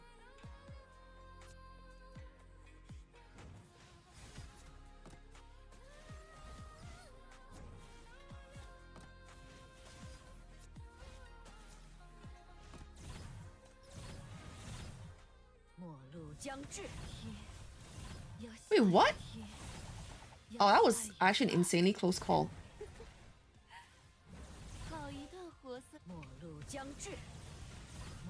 I'm gonna wait for this guy to come out and just hit him with Ying Ying's ECB instead. I think that's more reliable. And then we'll grab these.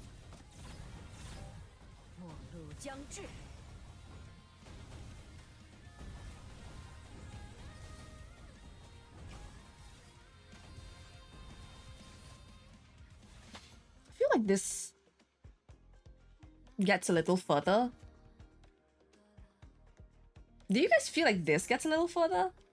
Is your ETI P2 skill level? Yeah, it's maxed. I soaped it. That's how desperate I was to get the clear of my other video. The 16-second run on my other video. That's how desperate I was. My VB as well, her P1 is skill level 10. So I don't think there's anything else I can level right now. To maximize stuff. I don't feel like molding crits is going to make this 30% higher. But you have that 12. I don't know. Let's just try oval. And see. But then we lose the arcane bonus from Yuku. I don't know, man. Let's just try and see. You guys can tell I'm losing my mind. So we need immolation. Okay, first of all, we need corridor echo. Otherwise, God knows we're not using all the time. So we need immolation taken out from ETI. What the heck is it? My daft. Oh, there we go. And then we'll just grab. I don't know, we'll just fucking grab tuning or something, I guess. So we have enough energy to use ovals. I guess we can swap their places. Yeah, we do that and then we swap over here. Yeah. Okay, let's do that. Let's do that. Swap over here and then buff BB. And then wait, but then you don't get afterglow off LL. So I'm trying to use like every single last one of my brain cells. Yeah, there we go. Okay, let's do this instead. Okay, this should work, right? Trying to use all fucking brain cells I have.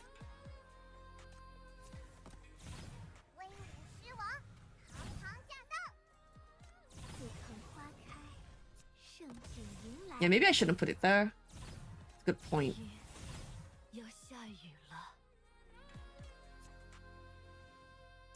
We need 1 energy on Owo. And I guess we grab this. Do we just go? Like, do we just go? I don't see any reason to wait, honestly.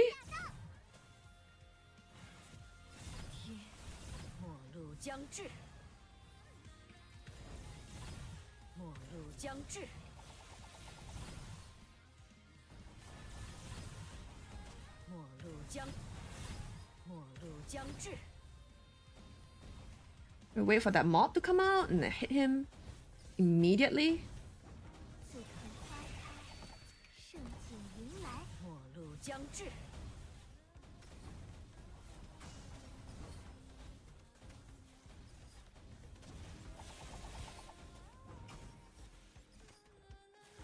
It's about the same.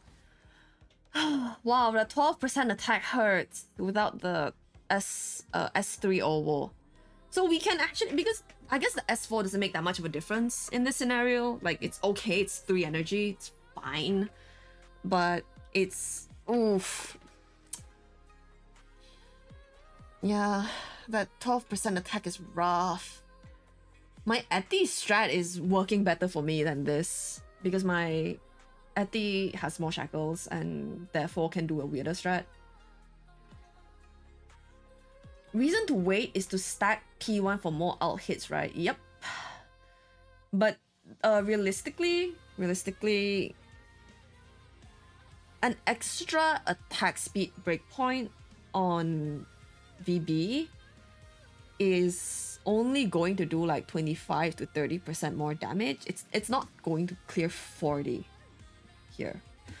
And the reason I say 20 to 30 is because I do have S4, which stacks like the damage higher. Oh, like towards the end of the fight. But so far, my Eti strat is working better. So we're gonna put her back here, rearrange like this because I think that's easier to manage. What if Raven's strat? I don't think Raven's gonna be able to help in this scenario, unfortunately. I fucking wish. Because you're gonna call break the boss, it's not gonna help. Eti is doing nothing in this scenario. Let me be fucking honest. She's doing absolutely nothing because she's not ulting. And it's not, the point is not for her to ult anyway. It doesn't matter. Oh shit! I just realized Eti had Nightmare Revelation. Wait, does Yuiku, what's Yuiku using? Oh my god. Okay, Nightmare as well. Okay, it's fine then. Okay, I was thinking, oh no, like would it be better if someone had Nightmare in that fight with Ovo? Nope. Is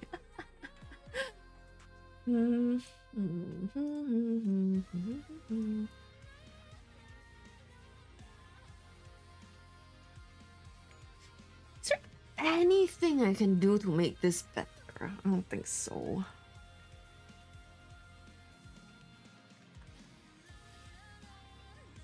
See, if I had the other new crime brands set, we might be in business.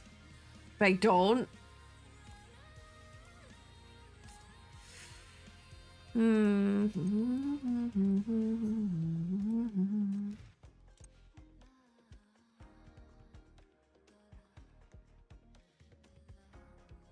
if I used Judgment? What if I use Judgment on VB and I use Shackles of Life on Helena?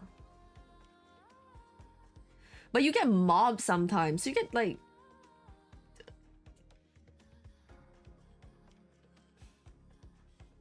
What if though? What if? It's worth a shot. Let's try Shackles of Life. Because Shackles of Life with EZB3 comes up to like 1.9 something. It's basically there. You know? Where the heck is my... Okay, there we go. Where is my level 10 Shackles of Life?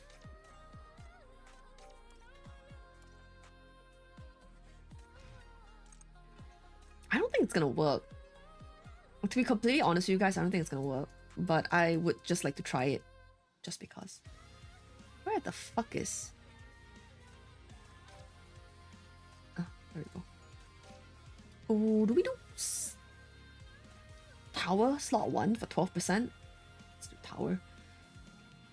Is the difference between Shackles and Judgment that different if you have ECB 3? Not really. It's only like, what, 7%? Or something? It's quite low. Because I remember Shackles of Life is like, I need to look at my own guide.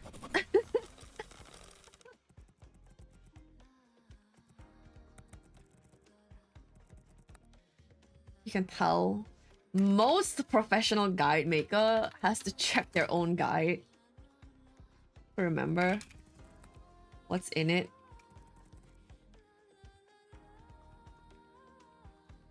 Oh. Guides.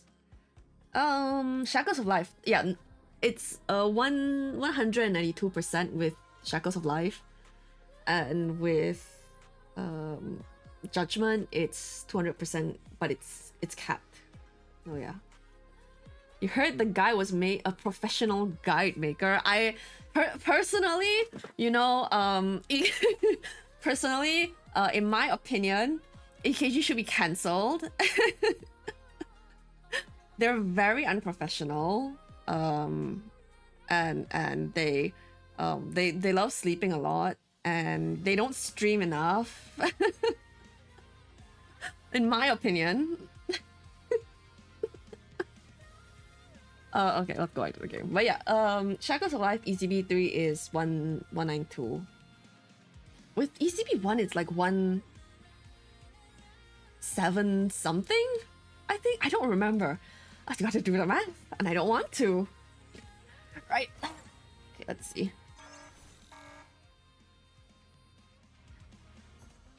You guys are teaching my Twitch chat bad things. Doesn't hit my head.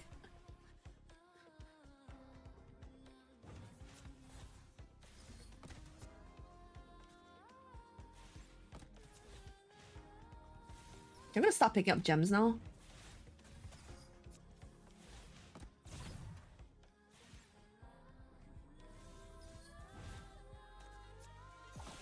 Honestly, I should take Path of Doom at this point, because that's actually quite a few mobs that are going down.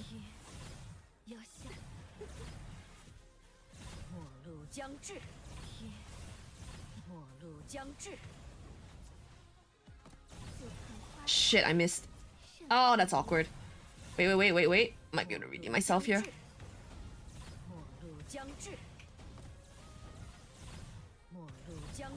Oh, I think that was a fail. I think I screwed up.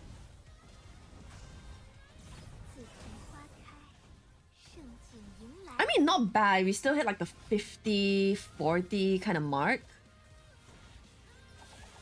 Let's try with less crit rate. Let's try. Let's try Path of Doom. Oh, it's on Ying Ying now, isn't it? Hold on. I guess we'll exchange their sets because we want VB to be the main DPS here.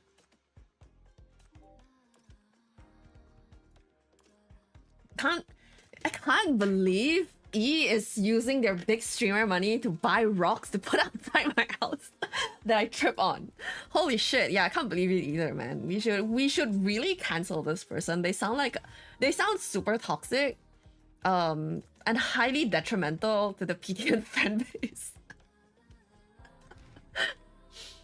Yeah, those rocks were they were calculated with a spreadsheet by EKG for maximum tripping.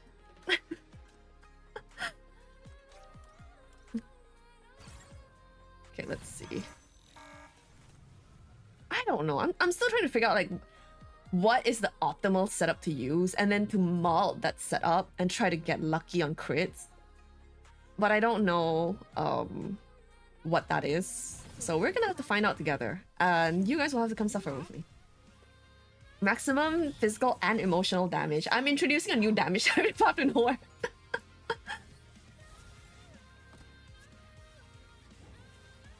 Oh yeah, it is like 2 auto attacks before gem. I don't know when it is. It's like when you get like the diamond flash thing. That's when it finishes.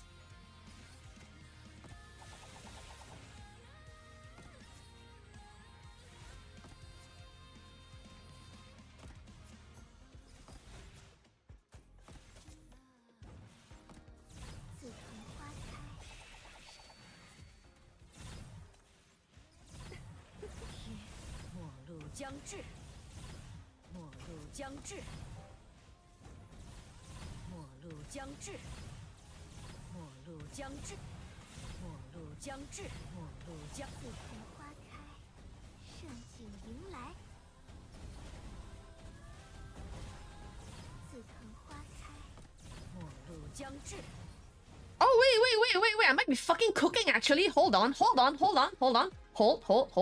We've hit 20. I may be fucking cooking. Wait a second. Wait. I may have cooked. Hold on. Let me think about this. So the start of the fight. So that was 18 seconds, right? So the start of the fight is at 39. 40 seconds basically. So that was a 20-second run. I don't think it's realistic for me to do 15 seconds. I think we can go for 30 seconds. I think I can do a 30-second run. I think that's possible. 15? Probably not. I will have to like use every single last one of my brain cells somehow to do 15. I think someone else could probably do it with my account because of the S5 Yelena and S5 LL.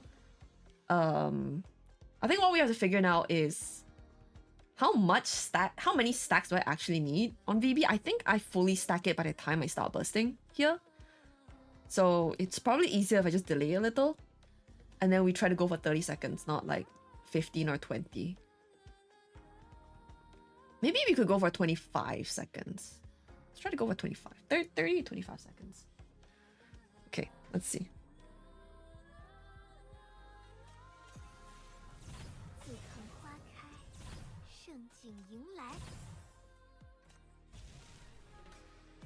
This whole animation is pissing me off. Like, girl, what are you doing? Get your ass down here so I can start stacking auto attacks, please. Dear Lord.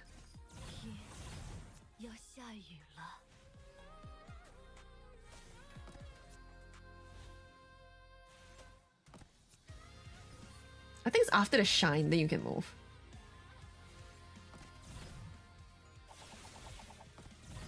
Wait, what the heck? Wrong sinner!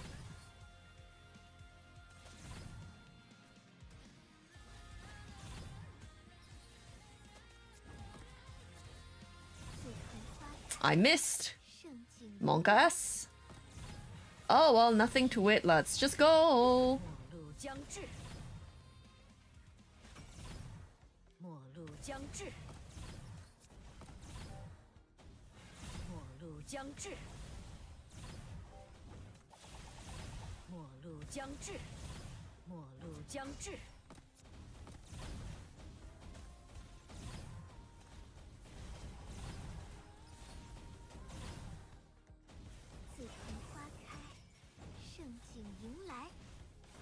Oh my god, this is so much less. Oh, that crit molding actually hurts. I wonder if...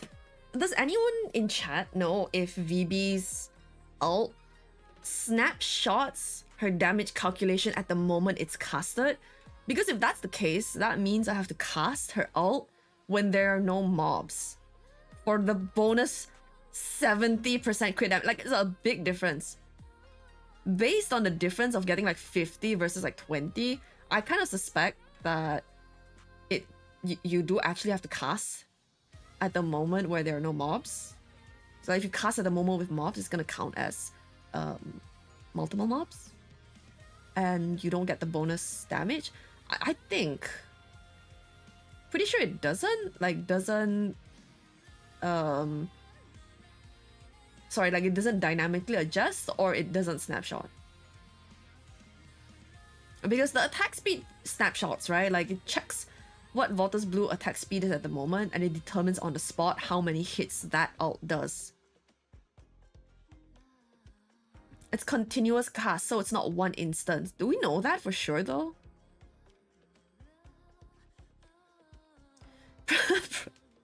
Probably only you can think of something like this. Trust me, I am not. You guys don't know the insane shit I've seen the actual molders of this game do. They just casually send like a whole table of every single one of Ying Ying's damage ticks in the chat, written out by hand, and I'm just like, holy fucking Christ. The things I think of are not even close to what the actual molders of this game think of. They're insane. I respect it. I think someone probably knows this answer. Like if I asked Insane, I think someone would actually know. Oh my god, this fucking horrendous gem spot, I'm resetting, I don't care. If we get a red or blue gem in the last row, I'm resetting. I've had enough. I hate this. Okay, good. There we go. Oh my god. Please.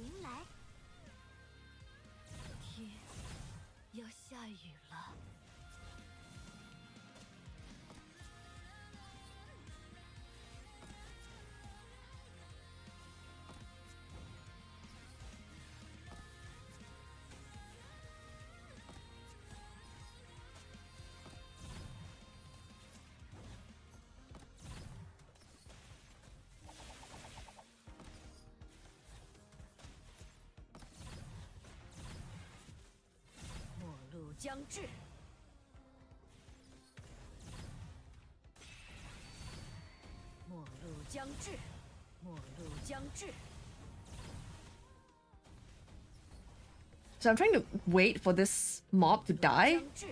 Oh my god, more mobs are spawning. Are you joking? Ying Ying, please get rid of them. Ying Ying, I swear to god. Oh my god, Christ. If this is the scenario, I think I have to place my ult on previous locations. Oh, I didn't use my Yugu ult. My Yugu ult, yes, I didn't use it. Oops. So I think if we... I don't know if it's true or not. Okay, to be fair. We don't know if it matters that you start VB's ult at a moment where there's only one enemy on the field, which is the boss, or the full bonus for judgment. We don't know if this is true. For the sake of hoping it's true, I guess I'm just gonna do it. You know, I'm gonna ask. I'm just gonna message Zin and ask, because I think if anyone knows, he would know. Do you know if for judgment?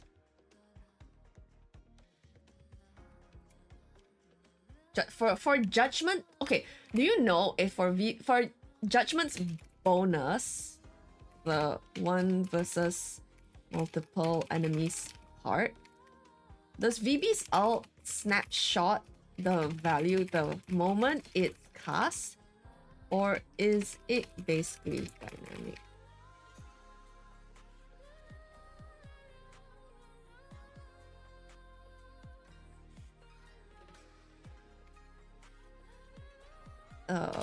Recalculated during a flight time, like Corin's autos, orthos. I can't spell autos. There we go. Okay, let's see if he replies during the stream.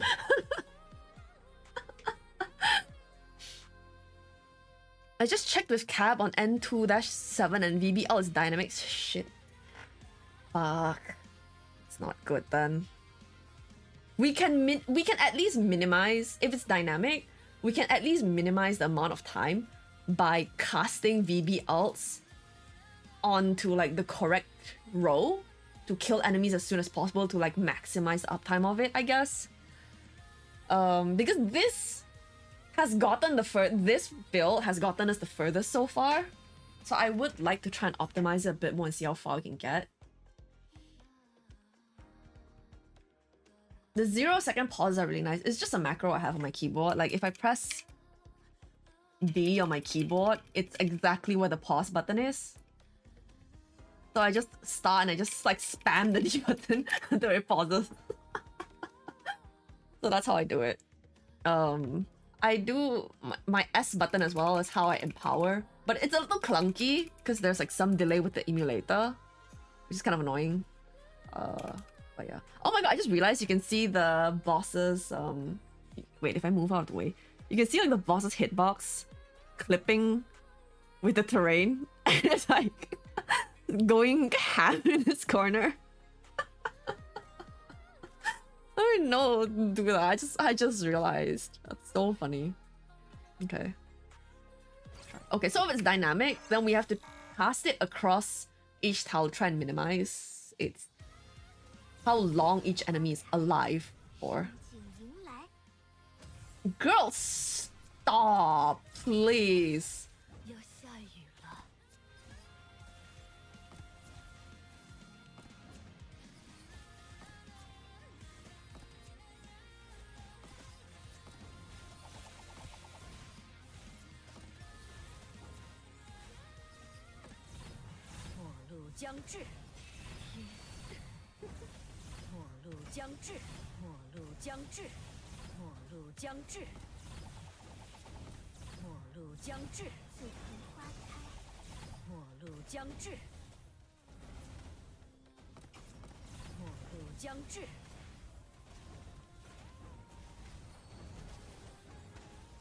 Guys, I have fucking cooked. Let's go.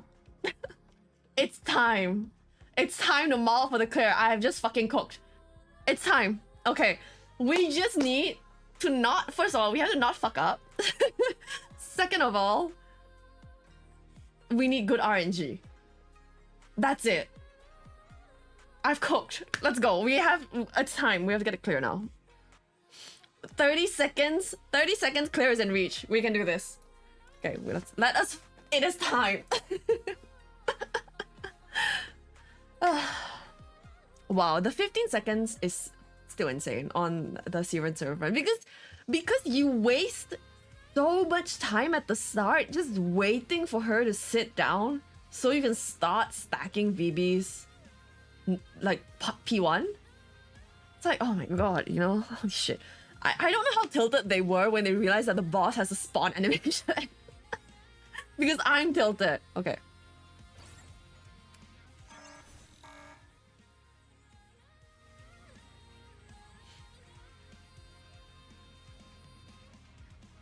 Into the light plus corridor instead of arrival. I'm not running into the light. I'm running judgment. That's why I altered in such a strange way. I wanted to keep... Because you said VBL is lightly dynamic. So I wanted to reduce the downtime of judgment as much as possible. That's why I altered all across the stage according to the spawn pattern. And I feel like it worked. Because we got to the last HP bar just now. In the case of S4 VB, I would try into the light corridor. I think that would work better than arrival. Because yeah, you would go from 12 to the 15 hit break point, right? So I hope. I haven't done the math because I haven't written the VB guide. So I haven't done the math. Anyway, let's see. We can, I am interested in trying into the light plus corridor after this. After I maul maybe 1 or 2 more rounds of this. Oh my god, we are fucking cooking! Bros! The real treasure of the RNG we met across the way. Wait, don't make me laugh. I have the animation cancel. Hold on, guys.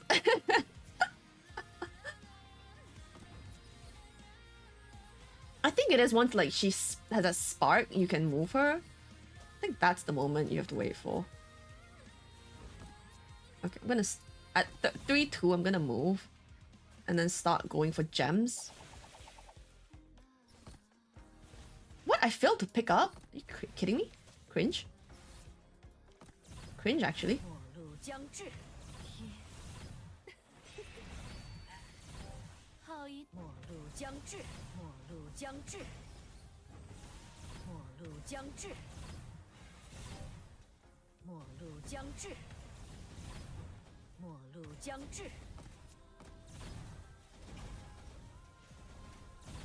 Oh, I don't know when the next one is coming.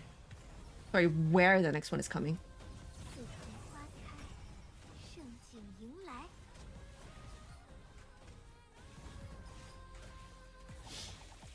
I need to memorize the mob pattern, I think, of the starting few waves. So first, obviously we need RNG to go in our favor, so I have to just roll for RNG. Second, I have to memorize the mob spawn pattern, probably. Let's try. Instead of this, so I think Path is the better choice here, probably. Path of Doom. Because you do get quite a lot of mobs. Like, even if you only stack 5 stacks, that's like a bonus 15%. 15 to 18%, depending on how many you can. Kill it before the second mob wave comes in. God, I wish! So we do Into the Light, and then... Corridor? Instead of Arrival. Let's see how that one does. I'm gonna run this a couple of times to run for crit RNG and kind of see like what the average is. And also accounting for my own skill issues, because God knows I have them. Wait, where's the boss? wait, where did the boss go?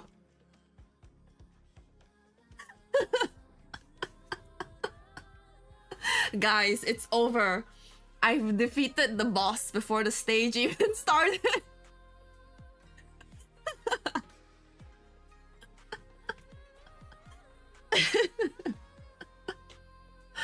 Wow, this game. First, I molded Mania Training so much that the wave counter disappeared.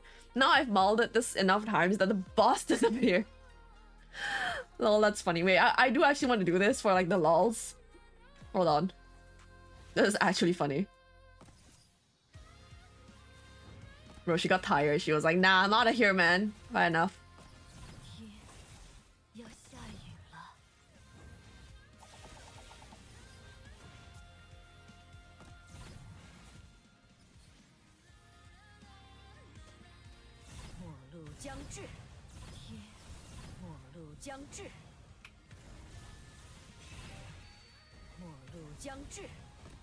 Oh, I forgot to open Yuigu's skill, Moncast.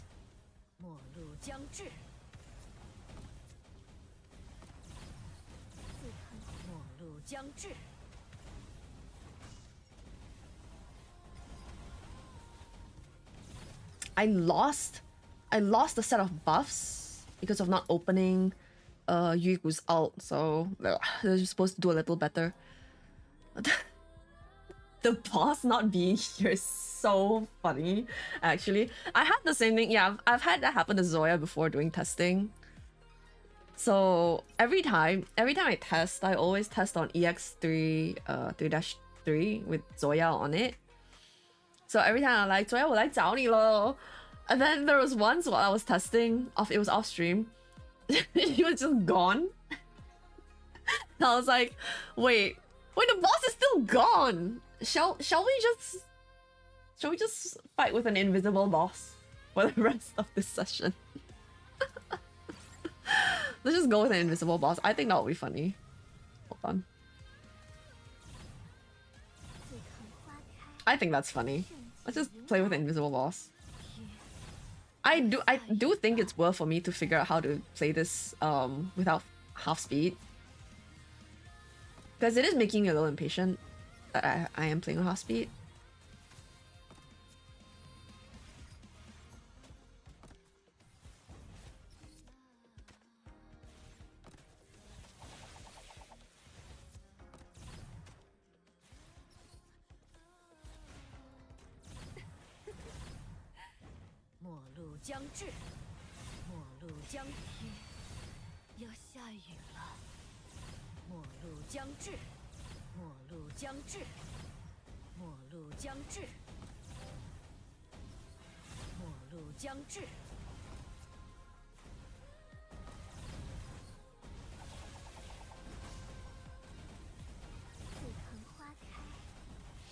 Why am I losing energy? What did I lose energy to? I should be able to ult one more time before all of this.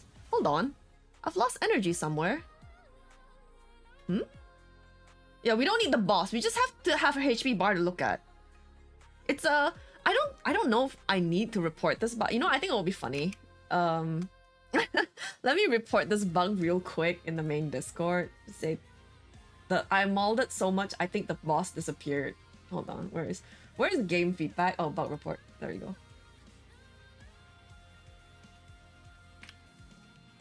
The boss disappeared in...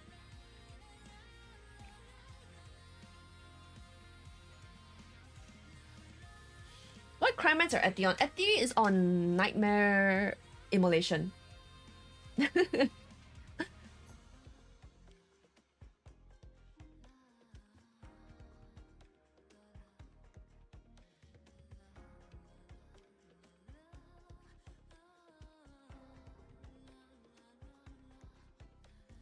Why did I get mentioned in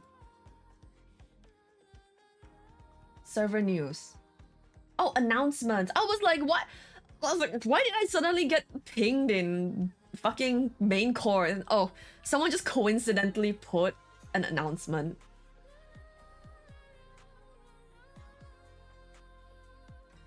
Okay, let's... I've reported the bug. If you're using Nightmare on Yuiko already, you can run energy for more... Energy Eti for more LLECB. I don't think she fully caps within the time though. Hold on. That is a smart idea. I don't think she caps because it's like fucking 30 energy. I mean, slightly, I guess. Let's see. Worth a shot, worth a shot. I'm willing to listen to any ideas people may have. It's just we can't use Afterglow on Eti because we don't get her ult early enough, so we have to put it on LL in this case. Because we can't put it on Old Wolf because we're not using Old Wolf.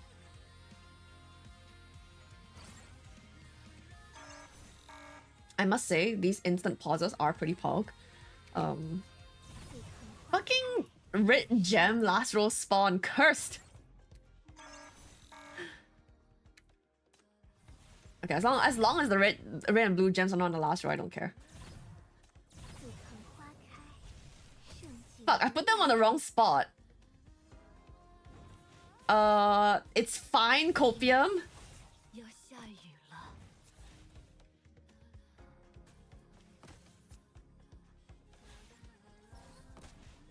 Oh, I guess I'm picking the gems up now. I guess.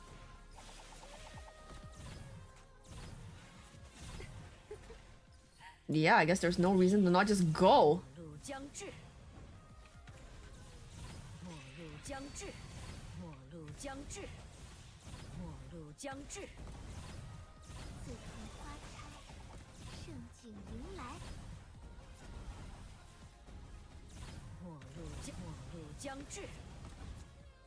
Where am I losing energy? I'm like so confused. Oh, I have one more that I didn't use because I'm an idiot.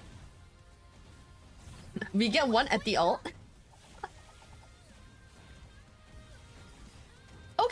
Okay. We got to like 30. That's like 30. We might be cooking. I think we got the closest with Judgment, so I'm gonna go back to Judgment, and I think we're just gonna mult for crits there. What was it? Path of Doom and Judgment. Dampan. So I think we're just gonna mult this one. So what we're aiming for is sub 30 seconds. So clear before... Fight starts at 140. So we want to clear before 110, basically. Ideally, I would want a sub 25. That's my ideal scenario here. If you put all sinners in the back row, gems can't spawn in the last row. Oh my god, you are a fucking genius. Actually 5 hit? Oh, I think the only problem with that is that I guess I could put Yuko at the back. Wait, no, we need her crit damage. Fuck.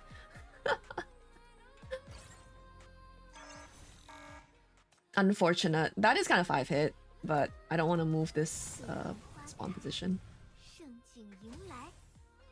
Blue, are you kidding me? Blue spawn at the back? God. Okay. So it's dynamic. Our job now is to minimize the downtime of judgment as much as possible. Okay, that works. There's no boss. There's just no boss. We're just firing into the void, bros. 2, 3, 4,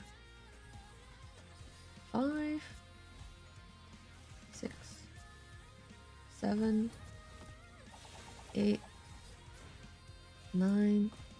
This should be 10.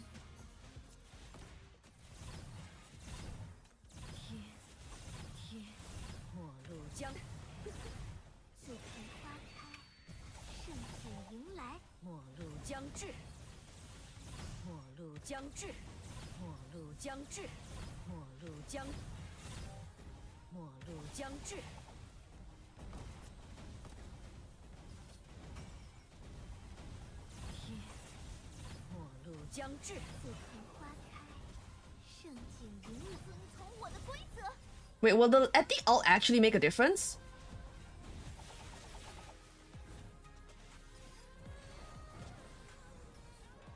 Oh my god, we just need to maul the crits, guys.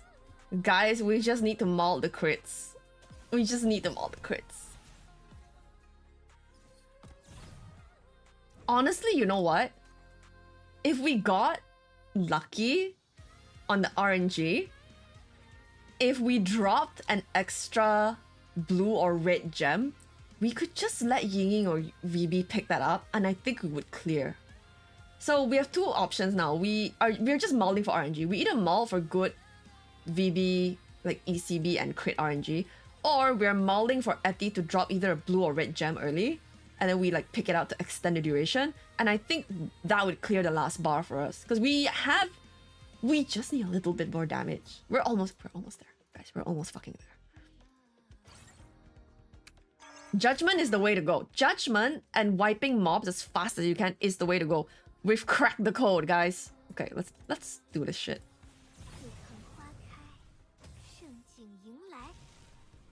The hardest part of this run is counting to 10 patiently. So true. 2, 3, 4. I don't even know if I'm doing this right, by the way. 5. I'm guessing. 6, 7. Pick up. 9 and 10.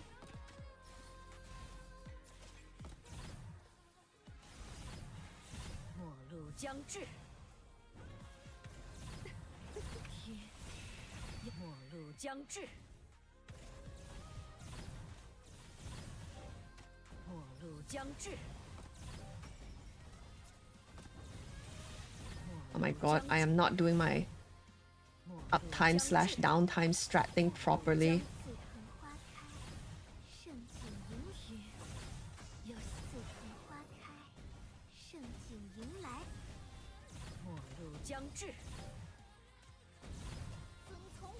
No Eti gems, unfortunately. Oh, we actually lose some Eti damage here. So I think I have to pay attention to that. So I think maybe we can use Eti's ult on like solely on the boss, because we're only interested in killing the boss. We don't care about the mobs. So we have to make sure we use it like behind on these tiles.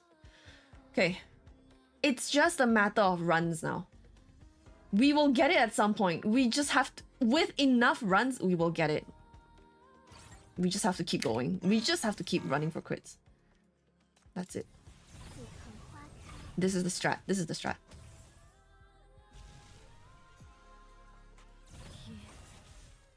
And then I have to repeat this for a video. Can you believe it?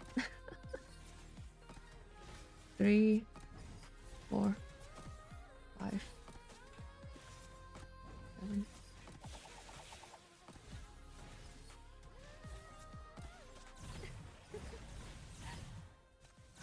Oh shit, wasted one.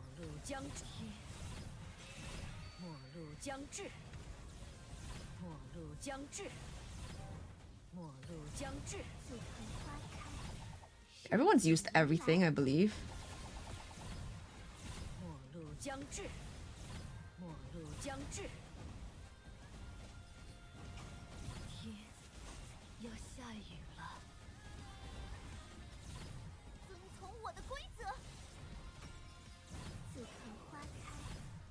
Nope. No dice on this run. Nope. Ah, okay.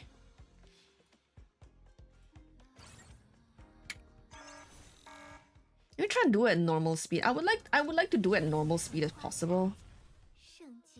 Just so it's like faster between runs. It's get kind of fucking annoying after a while.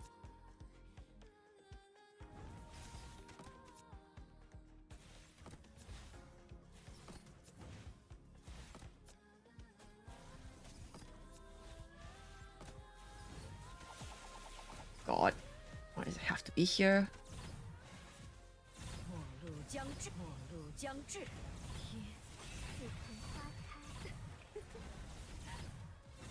Oh, whoa.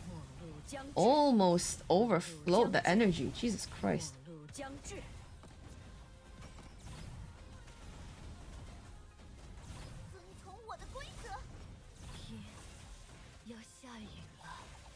What did I mess up there? Did my VB? Oh my god, I didn't yell in that ECB. Are you joking? My god, how did I miss that? I was not focused enough. Locked in on the wrong things. That's crazy. Imagine missing Yelena ECB.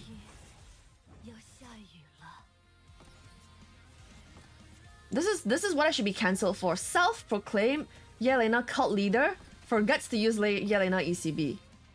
This is the kind of stuff that should be newsworthy, guys.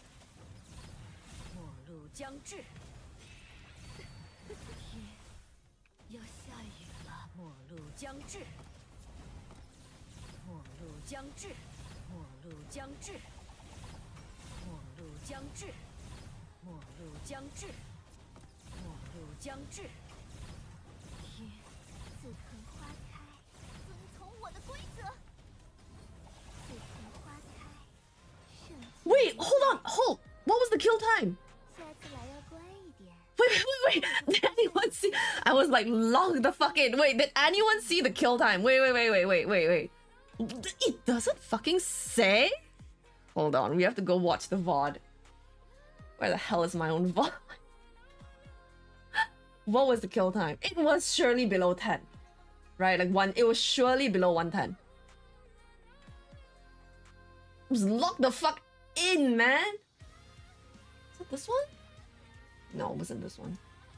Okay, I'm gonna have to freaking open my own YouTube and watch the VOD. It's time for second gem Ying mod 115. Goal achieved. Oh my god, how do 25 seconds? How do people do 15? Dude, I don't know how people do sub 20 when the boss mucks about for like a solid 3 or 4 seconds of that. That's crazy. I'm happy that I managed to do a sub 30. My god. How long does she actually faff about before you can actually hit her? Let me see. So that's 40 seconds. And then you can hit her once.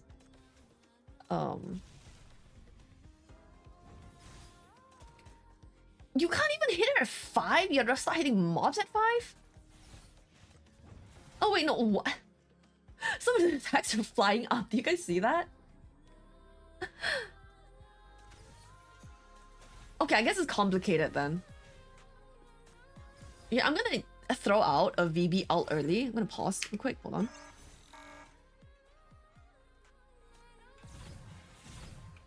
Just for the sake of seeing like the boss. When is the boss taking damage? Like, when does she actually start like having a health start flying down?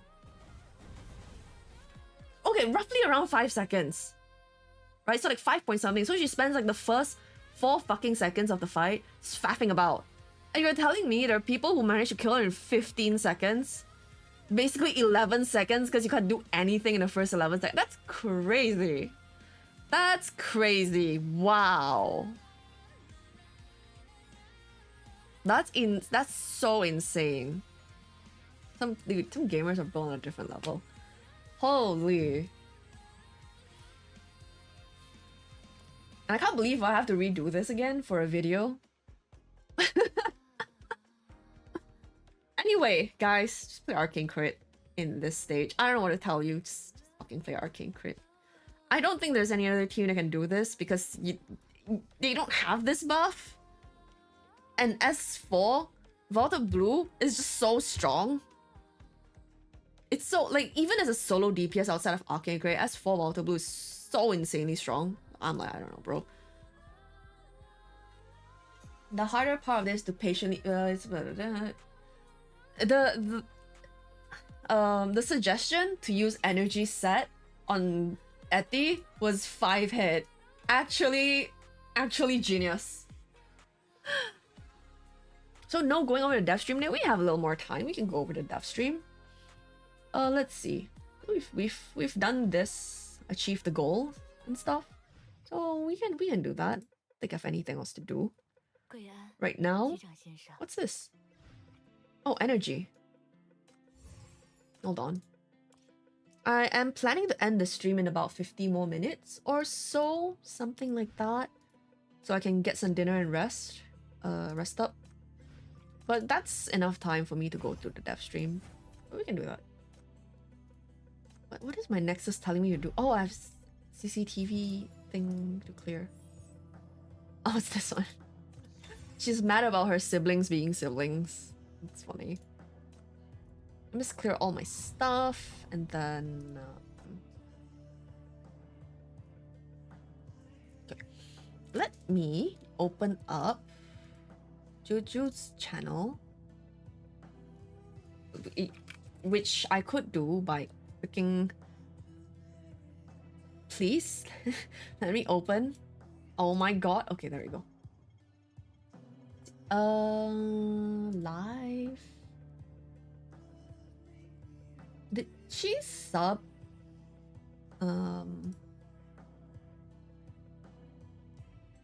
Okay, she didn't. I don't think she subbed the kit sections yet. So I'm gonna go to the live, and we're just gonna directly watch the live.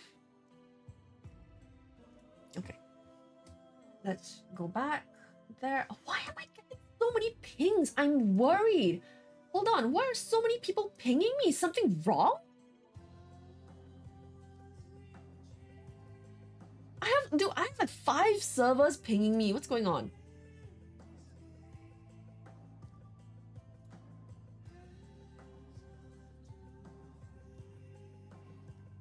Oh, okay. They're just normal conversation. I was like really worried for a second. Like, is there something cancelable on my stream? Then like a Google Doc get released.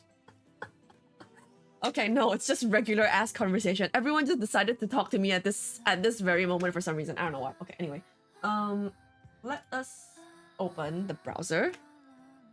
So this is, oh my god. What is happening?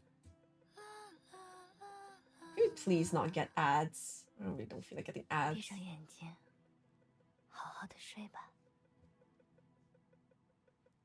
We're gonna get... I don't want to get ads on my stream. That's annoying. Let's go. Because basically... okay, so basically on... my issue is...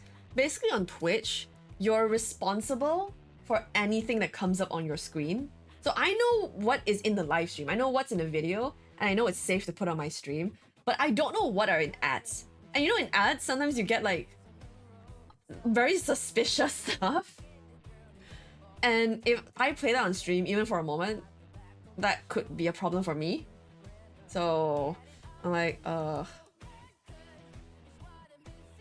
on. I'm cooking. Wait. I'm cooking again. Let me get the trial membership for free of YouTube Premium.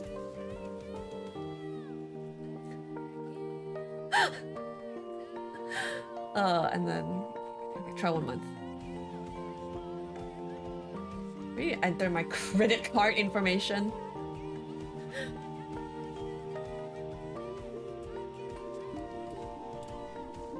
Oh my god, it does want my credit card information. Fucking save me, actually. Hold on. Actually, fucking save me. Do I not have ad blocker?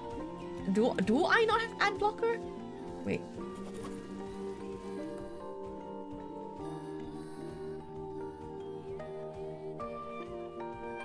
Because the browser I use for streaming is different from my personal browser. So I'm not sure if I actually have it. Oh, I don't! Hold on. Chat is cooking now! Chat is cooking. You guys can hear, I think you guys can hear in the background me like clicking random shit on my browser. Okay, let's see. How do I open all the shit that I need to...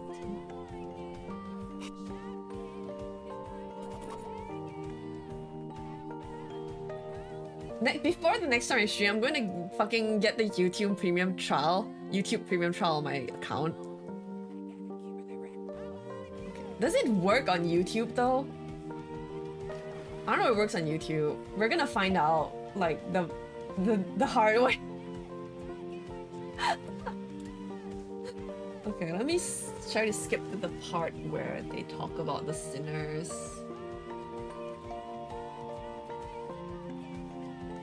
This is the okay, here it is.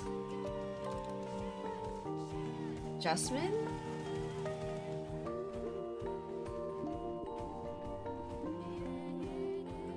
I'm gonna turn on the sound so you guys can hear a little bit. Consequences of being popular. God, I wish I was popular. If you would imagine if I was the so-called popular brainwashing jellyfish, that I would fucking get paid for all the shit I have to do. I'm using Opera GX for, not an ad. I'm using Opera GX for when I stream because it allows you to limit the amount of RAM that is being used so that it doesn't crash my whole laptop. Anyway, head back in now. Okay, here we go. So here is Jasmine. So Jasmine is the new...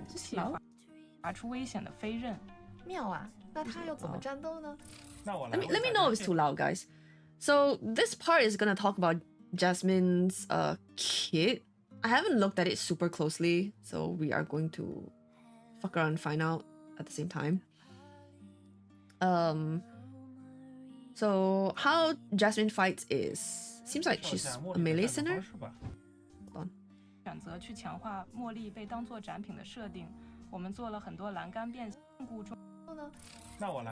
Okay, so she's melee, she attacks in the cross area. Fury Sinner. Yeah, does physical damage. Mania Intensify should be increases own... Her Mania Intensify is towards enemies that have life loss status. The damage dealt increases. Her ult is... Oh, I remember her ult. So when she uses her ult, she deals damage in a 3x3 square and deals a cold break, and after a brief delay, it hits again. You see, it does one core break first, and then after a delay, it hits the second core break for more damage. And at the same time, when she ults, that ult damage will attach life loss mark onto enemies.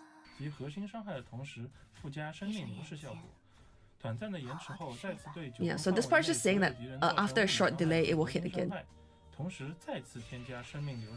And after that, it will attach life loss effect again. So basically, it hits once, deals one core break, deals some damage, attaches life loss, and then after a short delay, it does all of those things again.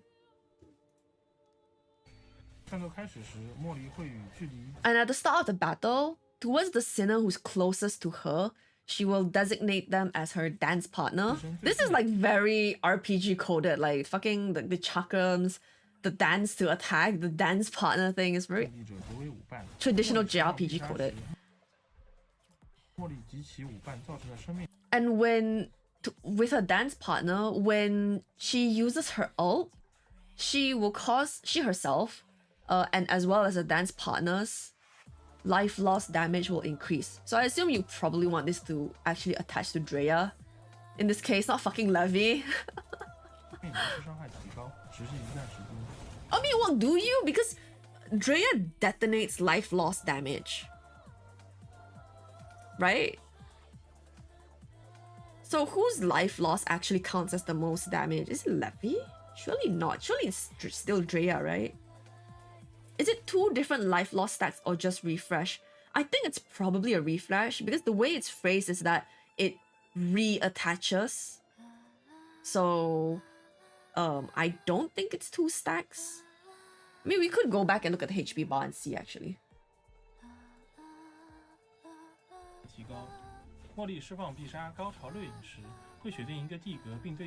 See, so that's 1 stack.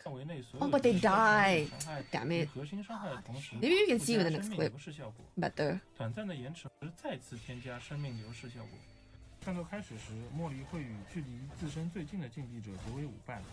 Where's the HP bar? That's 5 on the HP bar.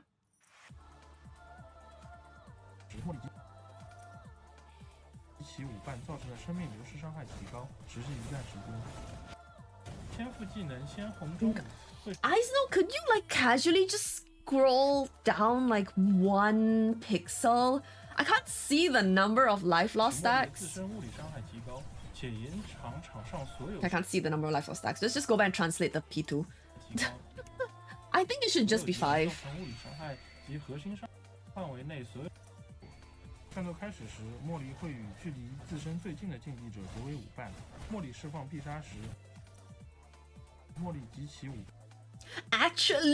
Actually, at the moment that I'm interested in, we can't see it.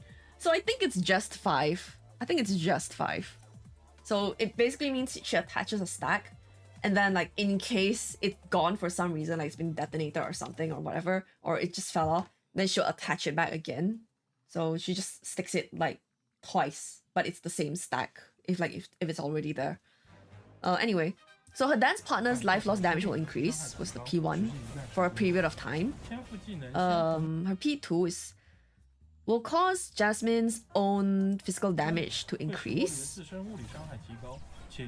and also extend all life loss effects duration on the field. We don't know by how much yet. That's kind of huge actually, not gonna lie. Her ECB is a new ECB ult.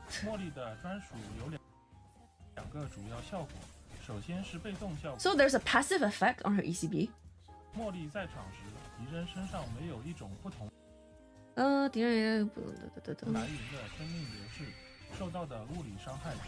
Oh, so basically her ECB has the passive section, where it's for every stack of life loss that the enemy has, the amount of physical damage that they take increases by a certain amount. And the actual active ult selects a 3x3 tile here, stays there for a period of time, and everyone in that field's defense and movement speed decreases. Yeah, basically. Okay, so her ECB is amp, so you have, which is quite nice actually, because it's 2 different types. So on one hand, it's physical damage taken increased for bleed stacks, which I suspect is going to be an individual multiplication zone, because conditions with like for blah blah blah damage dealt to targets with weak spot or something, those are separate from just damage dealt to enemies. Like they're not the same, they're multiplicative. So I suspect this is probably going to be multiplicative. And the other part with the active ECB ult is reducing defense, which is also nice, since of course it works for Drea, and it's a different zone from the passive effect, so that's pretty nice actually. With her, as a support, I think it's literally just gonna be a numbers game. Like if the numbers are high, she's gonna be OP, and if the numbers are not high, then you know she's not gonna be OP, and then you don't have to like pull her bleed, or like you don't have to play bleed, or whatever, you know. So. 逆流式效果的敌人造成的伤害将会提升，同时也会提升友方禁闭者们。Yeah, basically she's just like an amper for bleed. It's not clear how much damage she herself has. It shouldn't be too bad as like a year 2 point something Fury Sinner. Shouldn't be too horrible. Like what other Fury Sinners we have? Fucking Pilja. So it shouldn't be atrocious. But usually when Sinners are played inside a team. Oh right, Lysandra is a Fury as well. To be fair, she's an A rank. But usually when Sinners are played inside a team, such as Life Loss, they do a little worse, or significantly, at least partially worse, when they're playing on their own. So I would suspect that solo, her damage is probably gonna not be that good to make her balanced. Otherwise, she would be like borderline limited if her own damage was really good, and she could still support bleed team.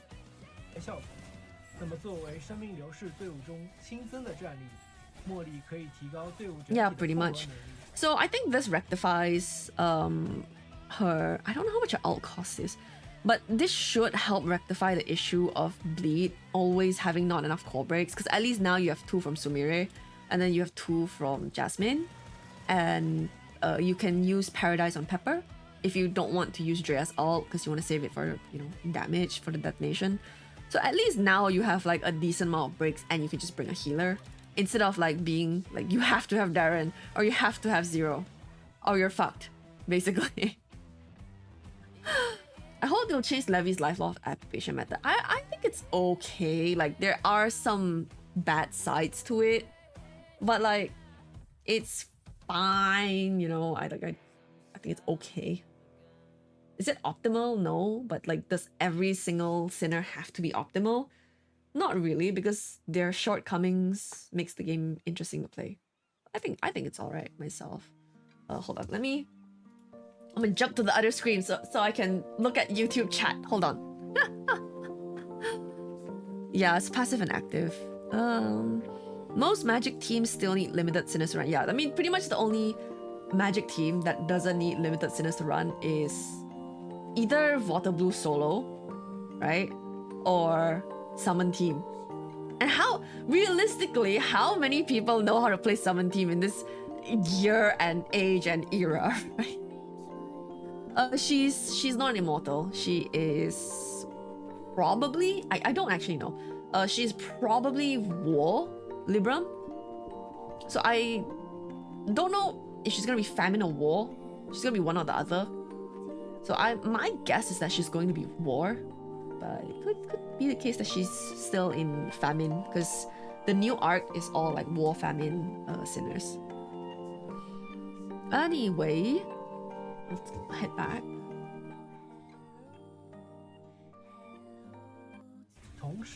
Let's see.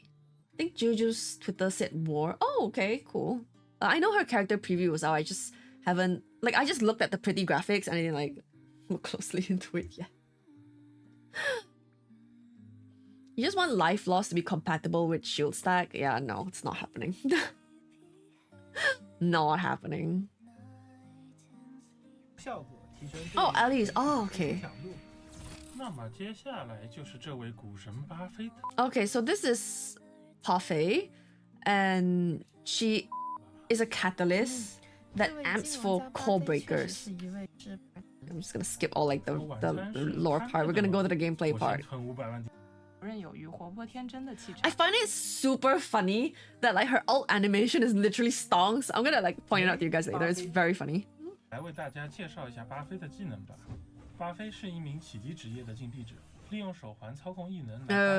let's just wait for her to ult. It's super funny.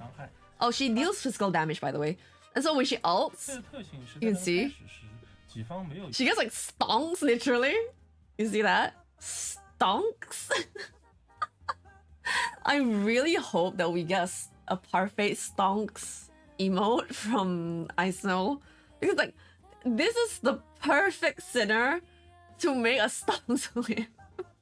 It's literally in the game. I want to cut this out as like a sticker, honestly. Okay, anyway, let's actually review her kit now. Okay, so her basic attack just deals physical damage, you know, blah blah blah. So when the battle starts, for every Umbra Sinner that you have on the field, when the enemy reveals cores, they will put one Umbra core. I think I need to explain what Umbra cores are. So Graves, so this Sinner here is Graves. She's going to be the next new Sinner that we get on our server. So Graves' ability revolves around Umbra cores, which are these blue cores. And when she breaks Umbra cores, she buffs herself, she buffs allies and stuff. And when enemies come onto the field, one of the things Graves does is that she turns one of the enemy's cores into an Umbra core. So as you can see, it's blue now, right? So Parfait does something similar, and Parfait turns one of the cores into Umbra cores, which is why there are two. One's from Graves and one's from Parfait. So that's why it looks confusing, because they say like, oh, it makes one turn your core, but there's two, because the other one is actually from Graves. I will say this is slightly misleading as to the nature of a kit, but I'll talk about that later after I'm done translating all 4 parts of it.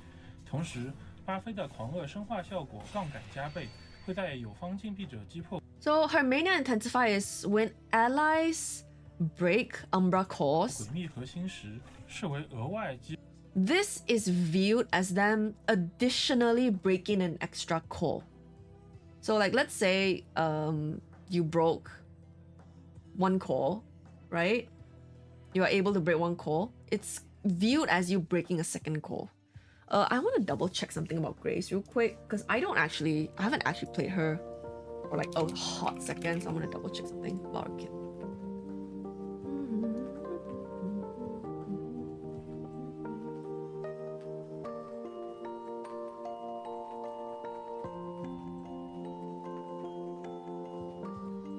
Okay, there we go. Alright, I was right. I just didn't want to spread misinfo. Okay, so the thing I went to check was what Graves' ult core damage is. It's 2 core damage. Okay? And then you can see in the video that Graves ulting. Oh. Graves ulting here still only actually broke 2 cores. So what Parfait's Mania Intensify says of it is viewed as additionally breaking an extra core is probably for the sake of stacking bonuses. So what I said earlier about Grace, where the number of cores you break with your allies and stuff increases the stacks of the buffs that she gives. So I think this effect of Parfait's is helping Graves' effect of stacking more of those bonuses rather than actually breaking a 3rd core. So Graves ult deals 2 core damage by default. It still only does 2 core damage with Parfait, but this means she should get 3 stacks of her what do you call it? Abilities, her stacks, bonuses, you know what I mean, buffs. So it's not like actually breaking more cores. It's perceived as the action of so, and then you get any additional bonuses based on that. 看来巴菲作为启迪职业竞技者，非常适合辅助诡秘职业的竞技者。This part is just saying like she's a support and she's very suitable to support Umbra Sinners. Parfait's ult. 必杀信用投机时，会对攻击最高的3名友方竞技者。She will give the 3 allied sinners with the highest attack scam effect. Yeah, I don't know how to translate this. This is like scam, literally. The scam effect for a period of time. Every time an allied sinner deals core damage, allied sinner with scam that deals core damage, Parfait, according to the number of cores broken, will gain stacks of trust. 的数量，使其获得信用效果。然后信用会使携带者对精英和 BOSS 会使携带者对精英。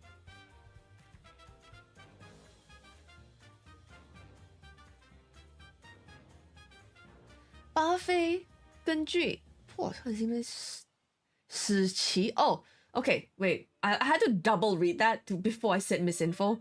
So basically when allied sinners, those allied 3 sinners with the highest attack, is it just Umbra? No, it's just highest 3 attack sinners deal core damage, she will attach scam, okay, to those 3 sinners.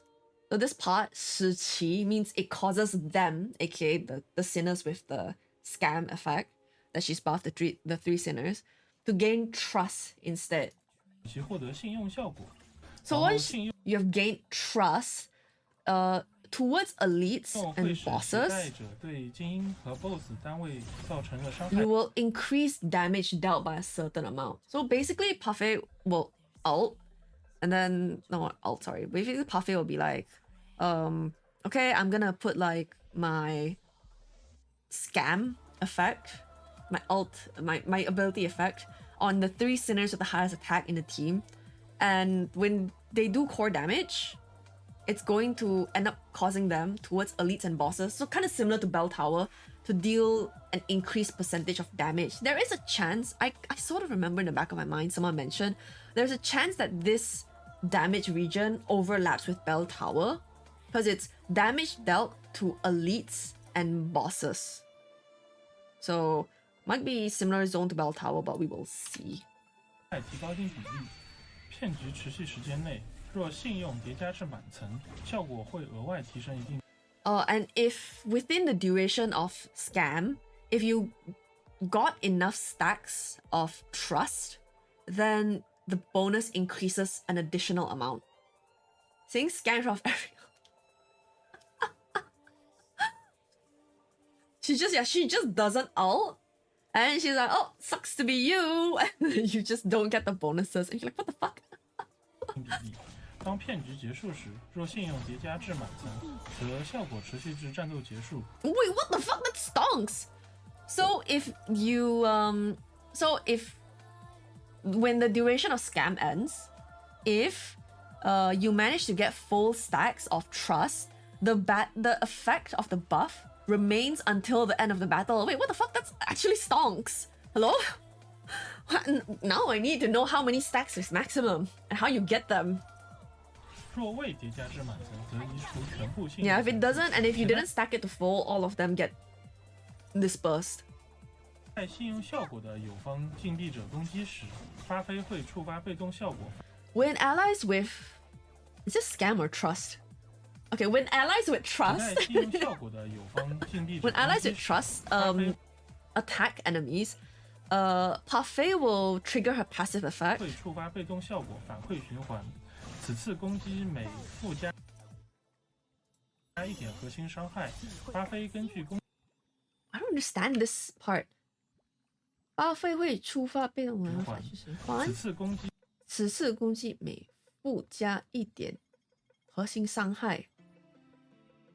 Why did they describe it like that? 每附加1点核心伤害。巴菲根据攻击者的信用层数为其回复巴菲自身攻击一定比例的生命值，并使其他友方。 That is such a strange way of phrasing it. So basically, when allies with trust, okay, with the trust effect, hit enemies and deal core damage with the attack, and that's why I think it's a very weird way of phrasing it. Like, when allies who have trust deal an attack, and that attack has a core damage attached to it, then she will heal for like a certain amount, and she will also cause other allied sinners to receive a part of that healing. I don't know why they described it in such a weird way. They could have just said when allied sinners deal damage, deal core damage. That was like a really weird way of saying it. I don't know why I said it that way.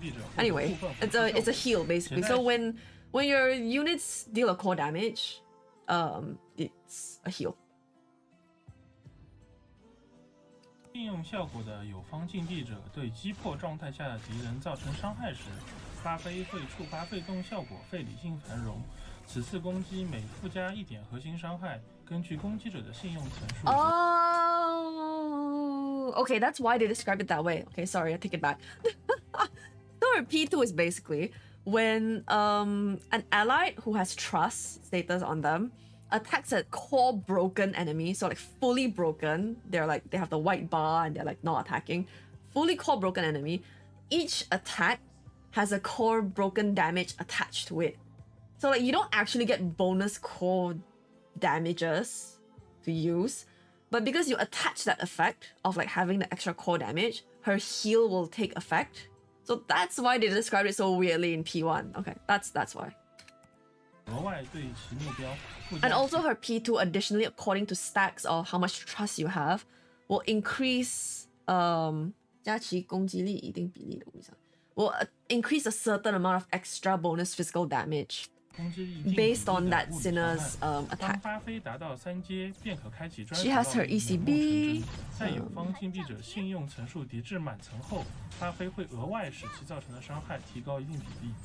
When trust has been fully stacked, they will cause their damage to increase to a certain percent. Yeah, that's it. It's just a damage buff, I guess. It's just a damage buff. Okay, so I will say one thing I've seen, a sentiment I've seen floating around is that, oh, Parfait is only good for buffing Umbra Sinners. I think it's unwise to say that. It's more like Parfait. If I go back to my game and stop doxing myself. It's more like Parfait is good for buffing sinners who are able to cooperate, basically. Because you will notice that even though it's like, oh, you know, you can get like ghost cores and stuff, like Umbra cores, sorry. You get Umbra cores, the blue cores. That does not actually factor into her own kit that much. Like she herself doesn't stack bonus things based on umbral cores. It's just normal core breaks for her. It's more like she's after sales service for Graves because she enables increased amount of umbra cores for Graves' bonuses, basically. So it's like if you like playing Graves, you enjoy playing Graves a lot, you like her design, then you probably want to pull Parfait to support her. But if you're interested in using Parfait to support core breakers like, I don't know, fucking Pilja or like physical damage core breakers, right? Then honestly, you could just play that fucking Pilja, Zero or something, or, you know? It doesn't have to be an Umbra Sinner. You don't have to play into Umbral cores with Parfait. I think that's like a really big mistake a lot of people are making. It's that Parfait is good for Graves, but she is not forced to play into Graves' team. Does that make sense? So it's like how Eve is really good for 11, but you can actually use Eve as like a tank, utility, and amp for other teams as well. And it's just because there's like a really standout weird part of a kit, like either summon or creating umbral cores. People kind of focus too much on that. It's kind of like that kind of situation. So I do kind of have hopes for Parfait's kit that it's going to be the numbers are going to be decent. Then she can become like a physical damage buffer. Because you think about it, physical damage sinners who can break cores. Mantis, Zero, Darren, you know, Pilja. So like you have options. You can even actually use Parfait in Bleed team if you wanted to. Because Sumire can break cores. Suddenly forgot her name. Jasmine. I forgot her English name. Jasmine can break cores. Drea can also break cores. So you could also do that, because if like you go back to the different parts of Parfait's kit. Oh my god, I'm having skill issues. Hold on.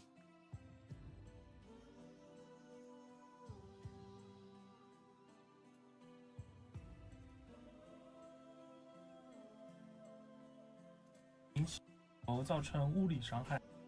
发飞会在敌方暴露核心时，生化效果击破了适合辅助诡秘直投机时，会对攻击。So you see this part of the kit where they describe, she will towards the allied sinners with the 3 highest attack. This does not specify Umbra. There's no Guimi in here. It's not specified. It's just towards the 3 allies with the highest attack, not 3 Umbra sinners. Okay? It's like you just don't have the part of the blue core kit is misleading. Like, it's ideal to play her with an Umbra team. Do you have to? No. And then it says, where is it? So you get trust from having the scam status effect, right? And because of that, any allied sinner who is able to break cores, so any allied sinner who has scam effect, whenever they deal core damage, it does not say it has to be Umbral core damage, and it does not say it has to be an Umbra sinner. It's just allied sinner. So you are not locked into playing Umbra team.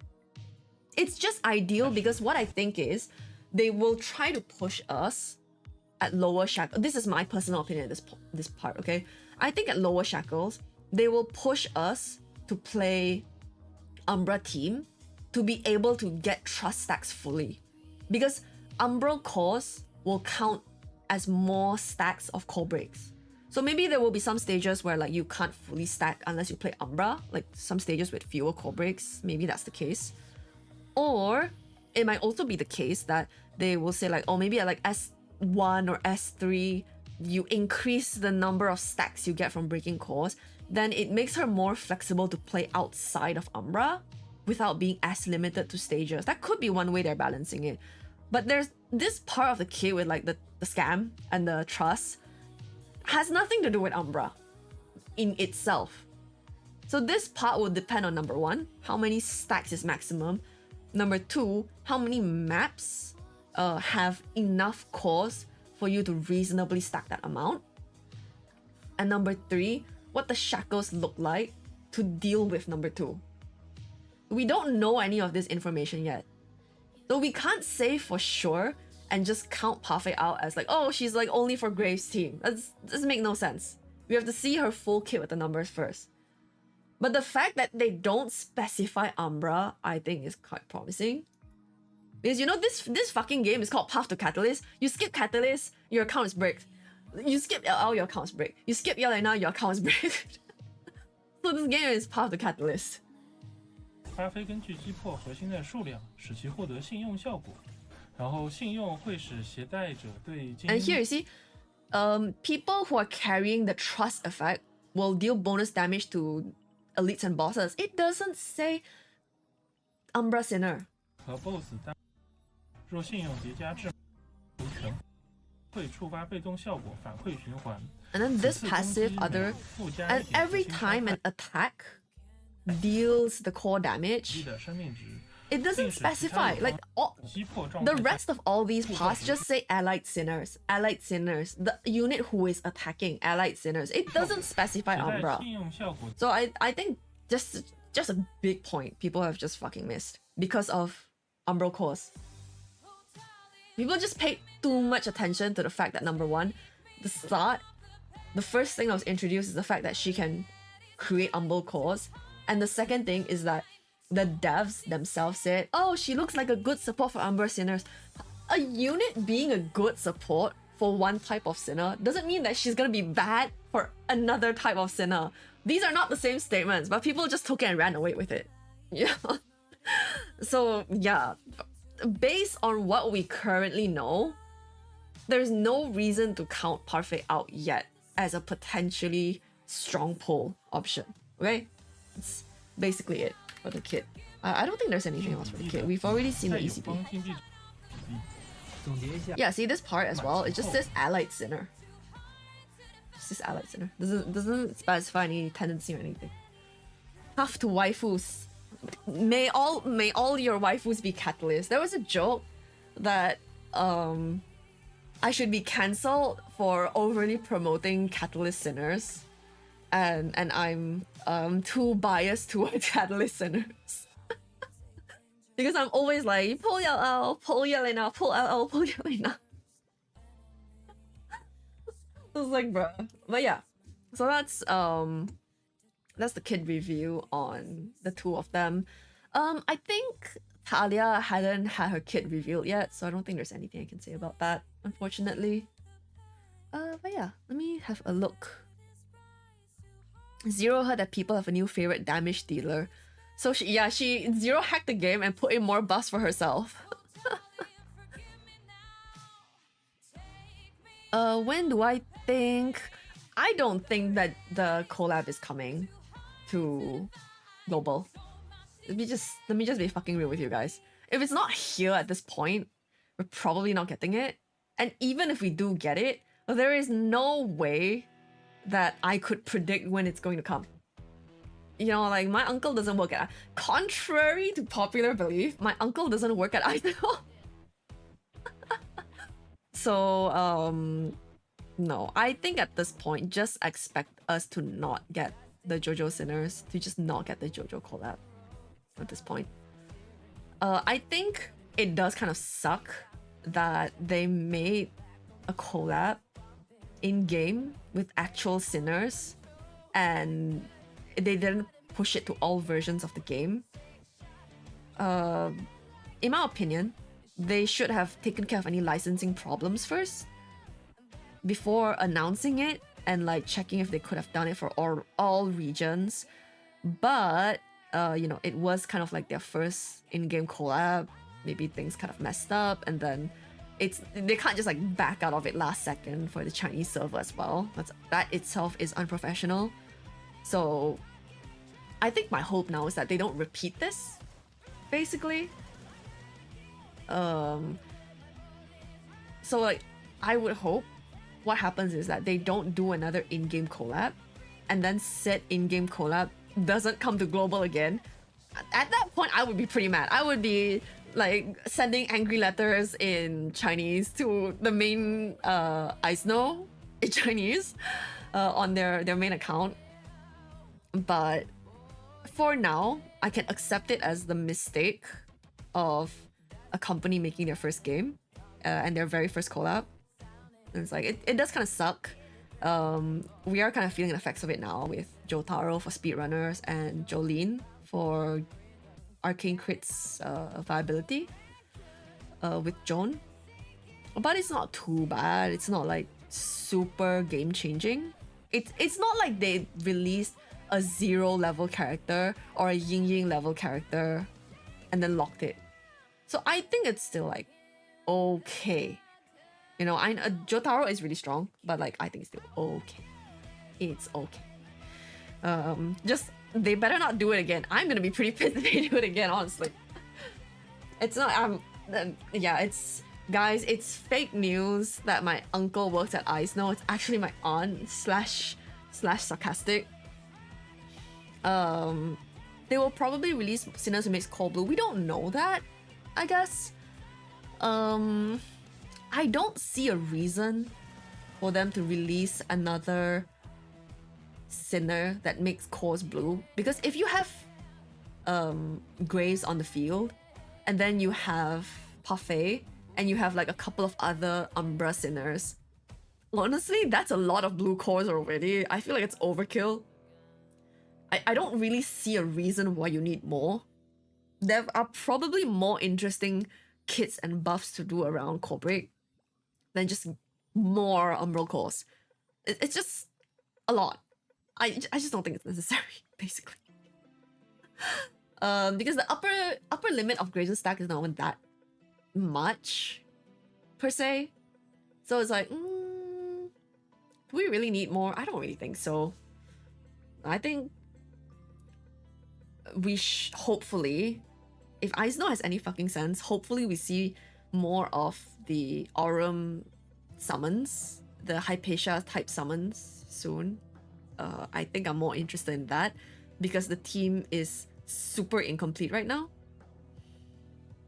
Like with Umbra team, you can play them as crit You can play them as 0 support. Hell, you can play just 0 as a hyper carry solo with a standard team. So it's fine, like you don't have to rush more members for a core break team.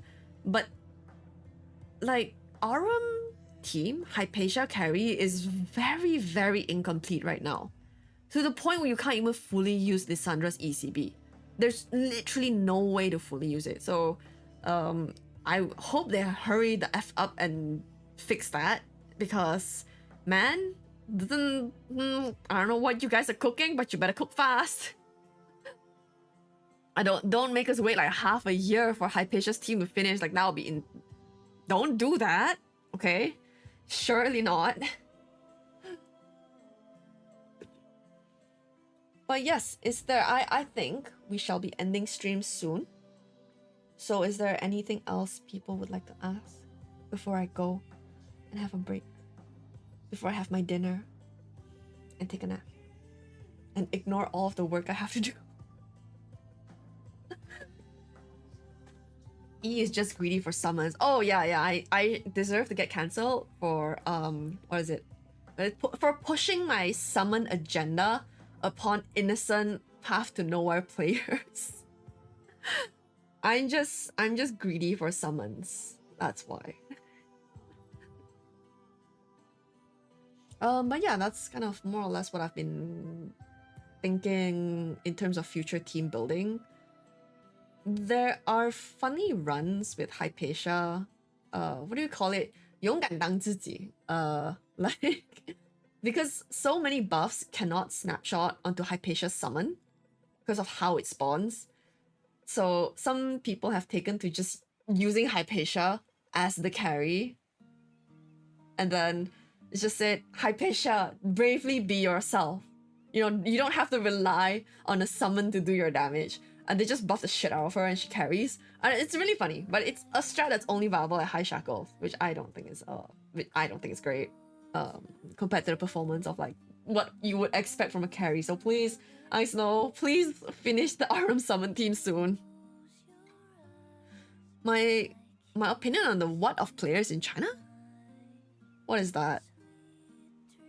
Wait, hold on. Am I stupid? Do I just not have vocabulary?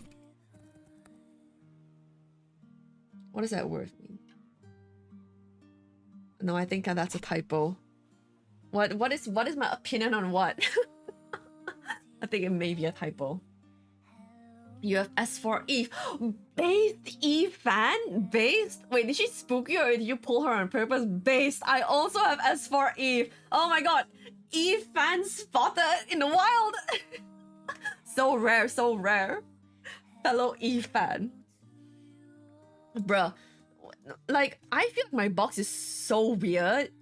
Because like, look, I have like S511, I have S4 Eve, I have S5 Enfer. You know, I just have like some really fucking weird shackles. I don't know why I have S5 Mantis, by the way. This is just spooks. You pull for a straight S4? Based. I have never spooked Eve in my life. All of them were pulled on purpose. She gave me such a hard time. Dude, her banner was painful. Holy. Her story is so good. Oh my god, I can't believe I found an Eve fan on stream. Oh my god, yes! Eve fan on stream. Amazing. But yeah, my box is I have like S0 Owo, S4 Eve, S5 Duro, S3 Ying Ying. On purpose, by the way. So like this is not an accident, on purpose, by the way. S5 Coco, S1 Yugo. On purpose as well, by the way. Give summon teams a mobber. I'm also a fan. Yeah, they really need a mobber. RM teams release a mobber. Like, you can argue that you can use Eve for it for a bit, but then I mean, summon team in general is kind of reliant on Eve having S1 to meaningfully stand alongside other team comps. Otherwise, it's kind of tough. Like, you end up needing other meta supports, like Cab or something, which I don't know if it's like I'm too used to people complaining in my comments saying like, oh, you have like all the OP characters, but like when you have a dedicated team comp, like for example 11 team, right? 11 and for Eve, it feels like besides a generic healer and like maybe one Emperor or something, or maybe like one tank or something, it feels like the team should be able to stand on their own, you know? And when it can't, in the case of like summon, low shackle summon these days, or Hypatia without shackles or like a bunch of other meta supports, it feels really bad. And then under those circumstances, I would say like you want S1 Eve for summon team, basically. So I in with that assumption, saying that Eve is your wave clear is okay, because Eve's wave clear is actually not bad. People ignore the fact that Eve's wave clear is actually quite good, to be honest, on Magic Sages, because Clock does magic damage. But like you can't really rely on it for number one physical stage, which to be fair, Hypatia's magic damage, right? Yeah, Hypatia's magic damage, which to be fair, I guess you don't, like, if you're using Eve as the wave clear, you're not playing a physical damage stage. But on the other hand, I wish it would have been nice if Clock did true damage. Would it? Or like, it picked like whichever defense stat was lower. That would be nice, something like that. But it would be nice to see like a true mobber, you know, like the way, yeah, like you said, like Bianca is a true solo hyper carry mobber. 11 plays the role of mobber in her own team, so that's fine. But we don't exactly have that for summon team. McQueen physical damage, right? If I'm not mistaken. So you can't actually use that. So you can't actually use McQueen to physical damage. Sorry, for physical damage wave clear in a magic stage. You can't actually do that. Right? Am I high? McQueen's physical damage, right? Hold on. Yeah, I bought the McQueen skin because it's great. Yeah, it's physical. Okay, I'm not high. But yeah, so you can't do that as well. So in Hypatia really suffers from this because 11 doesn't, because she has hand slams and an AoE, and she has her own ult as well. Which, dude, 11's ult is super underrated. People just fucking forget the fact that her ult actually does damage for wave clear.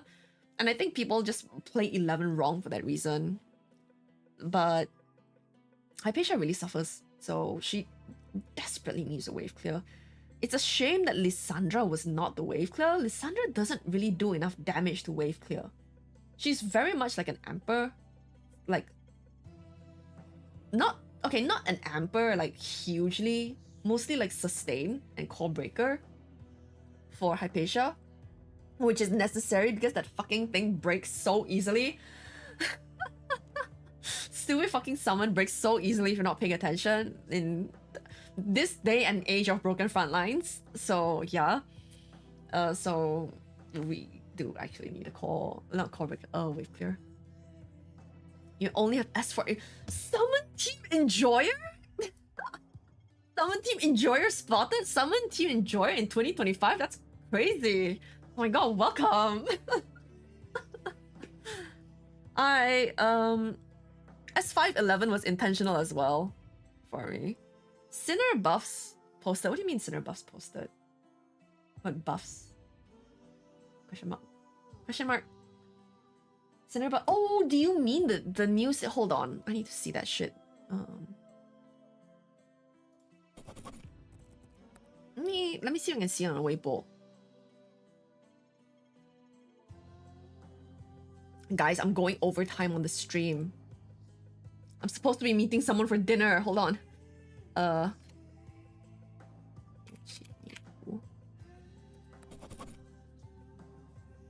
my god, he wants me to log in. Is there like a Twitter link or something? Hold on. Or this, like, is it in CN content? Where do you see it? Green tea hen.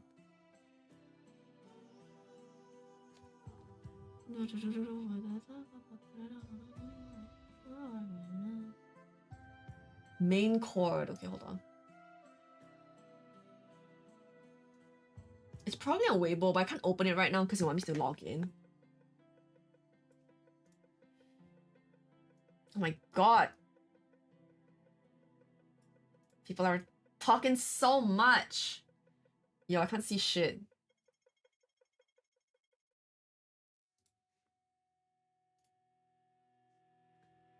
Let's go.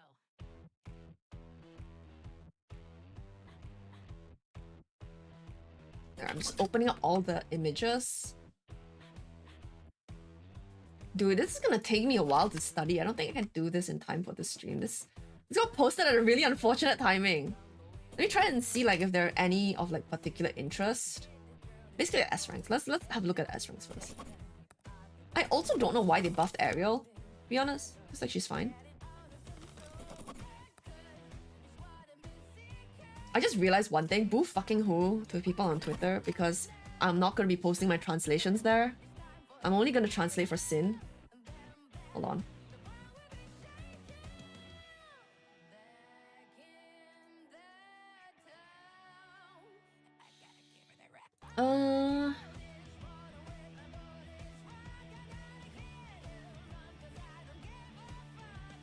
Okay, let's look at Nox real quick.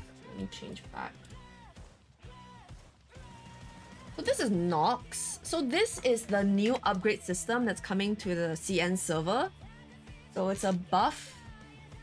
Well, it's not really a buff, I guess. It's an upgrade system. So it's like a further way of increasing your Sinner's power with like in-game farmable materials. So the Sinners that have it are Nox, Eti, Speed Dial, Summer, Bai Yi, Summer, and then Levi, Ariel, and Hela. This one's Hela. So I'm just gonna look at the S ranks for now. So if you guys want me to do, like you want to see the translations I do later, after dinner probably, then you probably have to join Sin to see them because I don't want to fuck it up, so I don't want to rush it and post misinformation like certain people. Then to just look in the Sin server. I'll post it in the Chinese content when I can later. But for the S ranks, let's do this quickly for the S ranks. So phase 1 of the upgrade, every time a unit dies, obtain a stack of God of Death. For each stack, normal attack damage increases a certain amount, up to a certain limit, lasts until the battle ends. Kind of stonks, really good for ROTD. This changes, so the first one's effect changes so that whenever there's one enemy that dies, Nox obtains a certain percentage of attack bonus. The upper limit hasn't changed. This effect will automatically proc every certain amount of time. What the fuck? That stonks. Okay.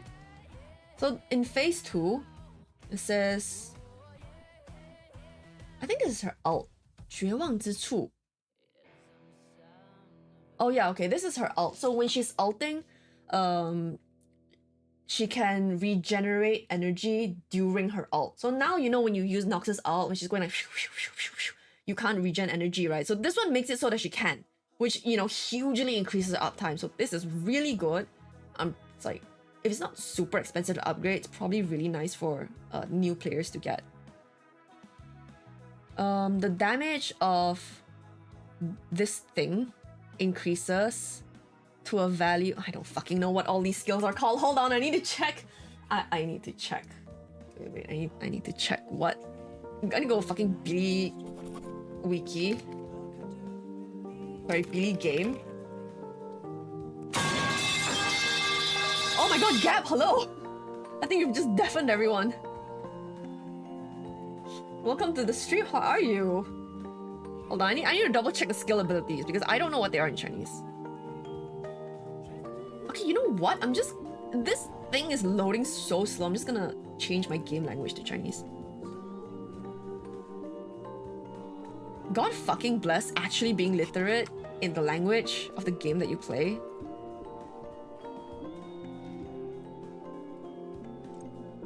Okay, let's see. I'm just trying to not like accidentally dox people like I'm chatting with and stuff, so I just keep switching. Okay. 挥剑挥败剑旗. What's this?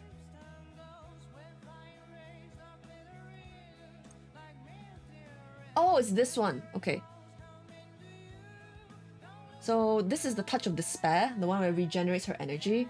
And then this one here causes the stuff in the first phase, the damage numbers to increase.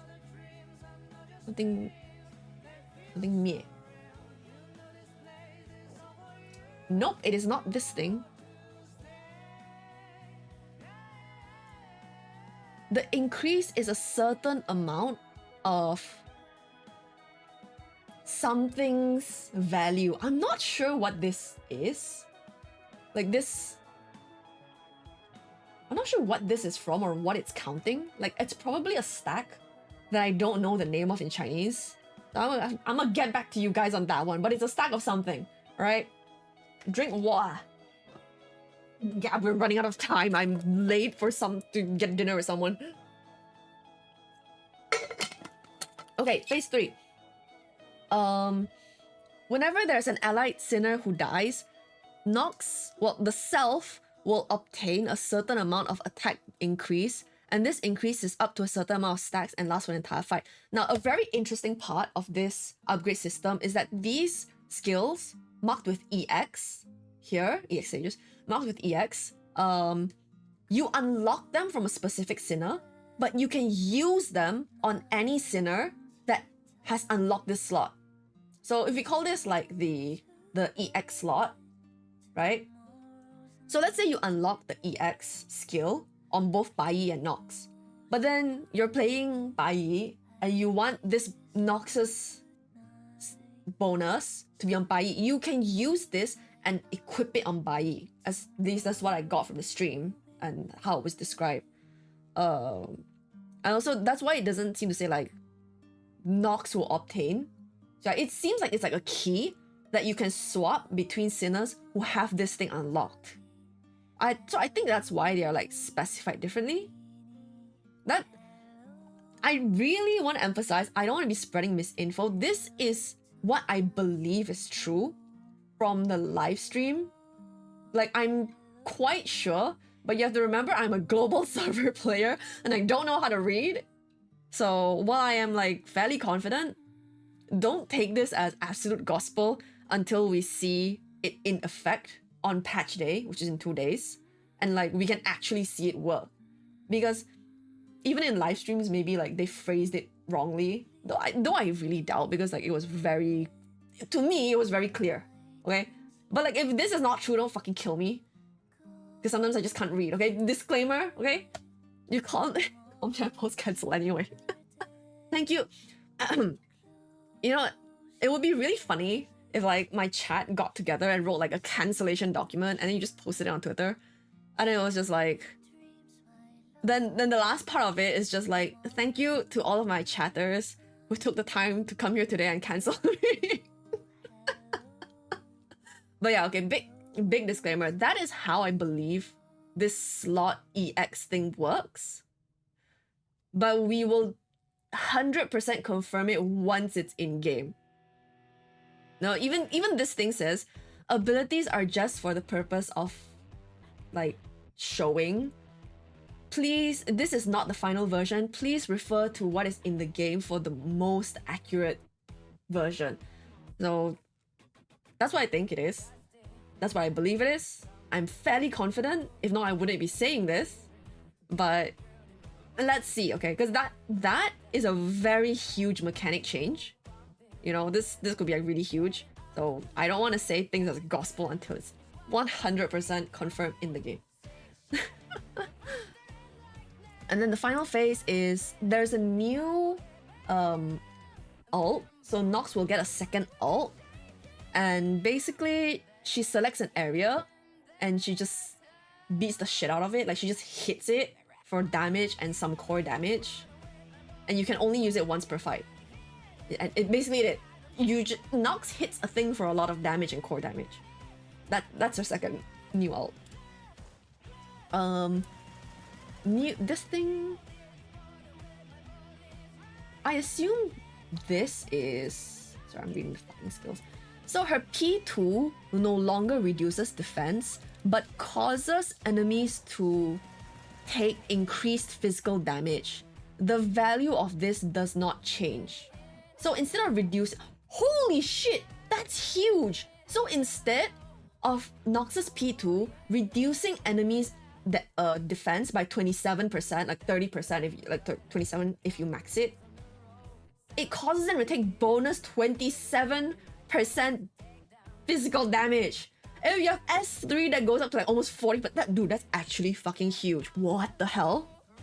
Dude, Nox is so bad. She was never gone, but Nox is so fucking bad. Holy. Oh, what's this? When releasing her new ult, for every stack of God of Death that she has, the stack that was at the very start, God of Death, her new ult will deal a certain amount of physical damage. Are you sure that isn't worse? For most people, I think it would be better. Right? It would be better for most people. Because Nox's armor reduction is a percent. So this would be better for most players. As for skin, 4-star skin release did its magic, yeah. No, dude, this is actually kind of huge because Nox is more or less catered as like the carry, like the eternal carry for new players, basically, right? So this is definitely better for new players because like what, a fucking 27% off a mob that has 80 armor is nothing. But if you turn that into bonus 27% damage dealt, that's like a lot. Because as well, it you're able to apply it to other sinners, allied sinners around you. Also, you do not have, like, once you unlock it, it doesn't stay unlocked. So you don't have to be like, oh no, I don't know if I want to unlock this. Cause like what if it's better in a stage with like high defense one day? You can just turn it off. So you will get like a certain amount of points to use, like a allocation of points. And then each one of these, like you can see the numbers, right? The small numbers on them. So each one of these will cost a certain amount of points, and you can equip up, like let's say your limit is 12. So you can equip up to 12 points worth of bonus things you have unlocked. Yeah, it's like a toggle. So you can equip up to like 12 points of these, basically. And then if you don't want to use it, like you want, oh, I want to have like the defense reduction, you just take it out. And then you won't have this effect anymore. So you don't have to worry about that part. It's not like Shackles where you can't turn it off after you got it. Which is good, because holy shit, if you couldn't turn off shit, there would definitely be some stuff that's suboptimal. And then you wouldn't be able to play with more interesting builds. So yeah, that's why you have numbers on these. It's a point system.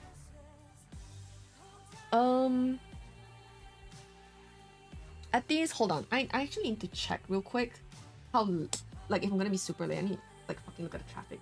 Hold on.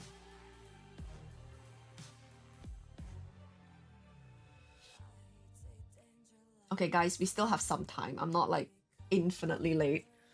Okay, Eti. Holy shit, I don't know any of Eti's skills. Oh my god.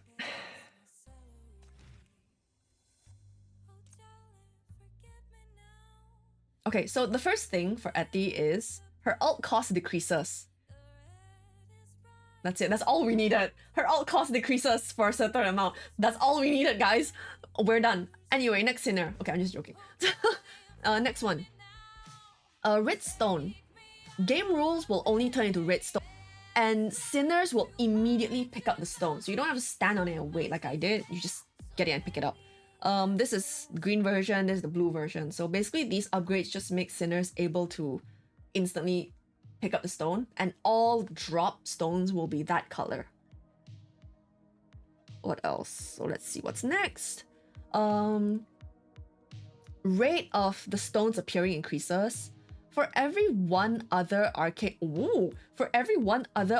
sinner on the team, her ult will, the amount of crystals, like the amount of hits it deals, will increase by a certain amount. Ooh, arcane crit, Eti.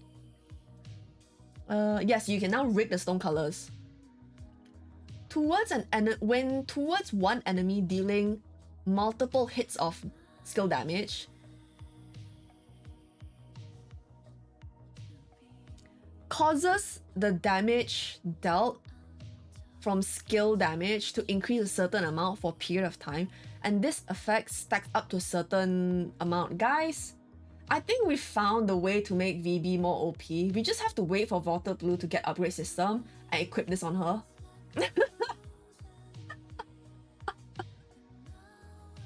But yeah, that's what that is. Basically, like, for every time you hit the enemy with skill damage, you deal more damage to the enemy for a period of time, up to a certain cap. Which is, it's basically VB's S1, but on at this slot instead. So if the number on this is good, could really help Eti come back into the meta. Like, I'm not saying it will. We need to see the numbers first, but this could be quite good, actually, for Eti enjoyers. Especially now that you can rig gems. Might help a lot. New alt, something, not reading that. She will choose the highest value target, enemy target, inside a tile, and to them deal a certain amount of magic damage and core damage! Eti can do core damage now!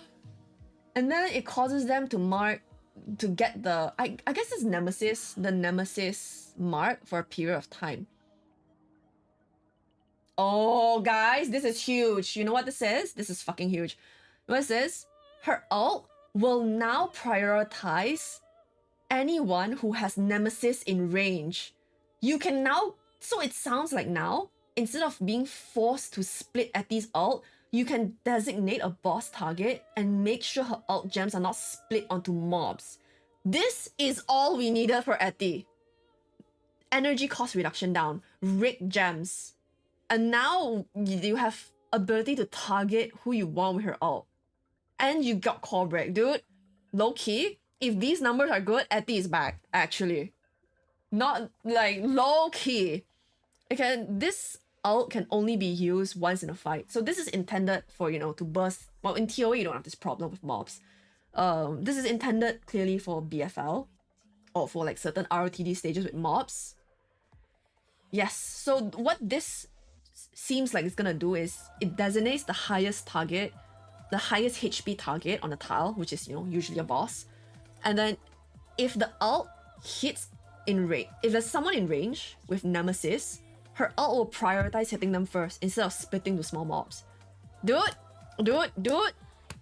If we get good numbers on this, my S4 Eti is about to stonks. Wait, what is this from? Hold on. So I have to like figure out what skill names are. Okay. This one just increases the damage from each hit of her ult, the second last one. The very last one, after the battle starts, at the 爱提圣贤的前3颗会变为彩色。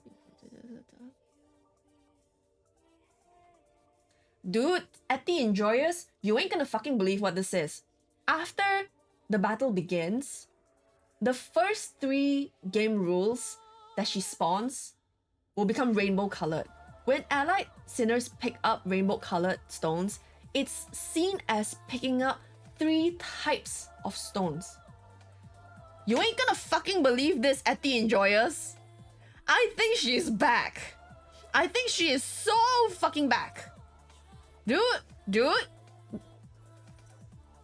Holy shit. This is everything I wanted for Eti's reward. Target for boss non-splitting damage, reduce energy costs, increase damage numbers, and you get the fucking rainbow stone rig on game rules? Dude. The fact that you can support Eti is also might also actually be viable because you can now rig the colors. Just fucking rig the attack one and just reroll for gem. And as long as you spawn a gem, you will get it red. Dude, Eti's back actually. Oh shit, Eti's back. Oh, I'm interested. Hold on. Dude, I'm just like double checking traffic. Dude, DX is gonna be so happy when they find out about this. I think played Baldur's Gate for 5,000 hours. Alright, hold on. Let me have a look at YouTube chat real quick. Two-rod synergy. Yeah, we got two-rod synergy for Nox. Arrow is probably... Yeah, you're right. Arrow is probably buff for starters. Right, dude. The fucking rainbow gems would have been so good for my molding just now. I molded Etty before she got her upgrade system.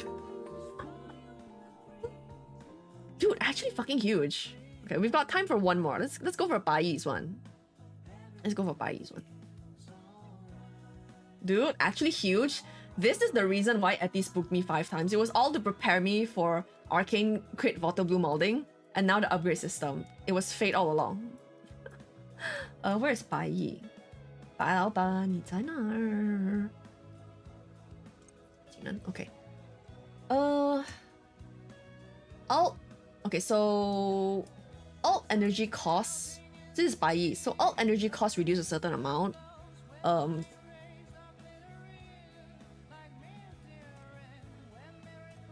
Basic attack damage increases a certain amount. For the second one. Something to do with alt. During the fight, for every period of time, we'll automatically get a stack of her ult. Oh, so you don't actually have to use it. You get a stack of it to use, I think. And then P2 energy refund and like energy refund ability thing increase, so basically energy regen increases. And this energy refund effect takes effect on all allied Umbra Sinners. Okay, they're putting Baiyi into Umbra team. When self causes core damage, this is viewed as all allied Umbra Sinners dealing core damage. This effect has a certain amount of limit to how many times you can proc it in a certain period. So this one is probably supposed to play into Umbra team with Parfait. So you're supposed to probably play her with Grace and Parfait in this case. Like Baiyi is going to the Grace Parfait team. Well, at least not necessarily Grace, at least Parfait team to increase the number of stacks so you can easily stack up scam. Oh, that's why Parfait is a scammer! Because she's supposed to be played with Baiyi! Oh, everything makes sense now! Guys, we figured it out. That's the reason. I'm a genius. Okay, moving on. Her ult can deal crit. The crit effect is determined by her own crit rate and crit damage. So every time her ult is triggered, so when you move and trigger it, causes the damage that you deal after to increase a certain amount. This effect can be stacked up to a certain amount of stacks and last for the whole fight. Dude. The fact that this can crit... Okay, for reference, I have managed to clear Dark Zone in the season where Baiyi's ult was able to crit using Baiyi main DPS and Yelena as a buffer. Because it actually does quite a lot of damage. Also her ult now, this upgrade, causes it to move. So instead of just ulting on the spot and giving her stacks, her ult moves her, like Zero and Labyrinth's ults move them and doesn't consume movement basically. And it will additionally trigger once. So I guess when you move it, it triggers her ult once. So last one is that her ult radius changes to being like in a 9 tile, so like in a square around her and not in a cross anymore. Dude, I have managed to clear this with my S2 Baiyi with Yelena buff during that season. Okay, I'm looking forward to clearing with Baiyi again. Oh, this is gonna be fun. This is actually gonna be fun. I look forward to doing interesting runs with this. Even if the damage value didn't increase, which it does by the way, her basic attack does increase a bit. The fact that I can crit now is quite interesting. I'm gonna do some fun runs with this. Oh, that is fun. That is interesting. I see. All right. Do we have time for one more? Let me check the updated traffic report.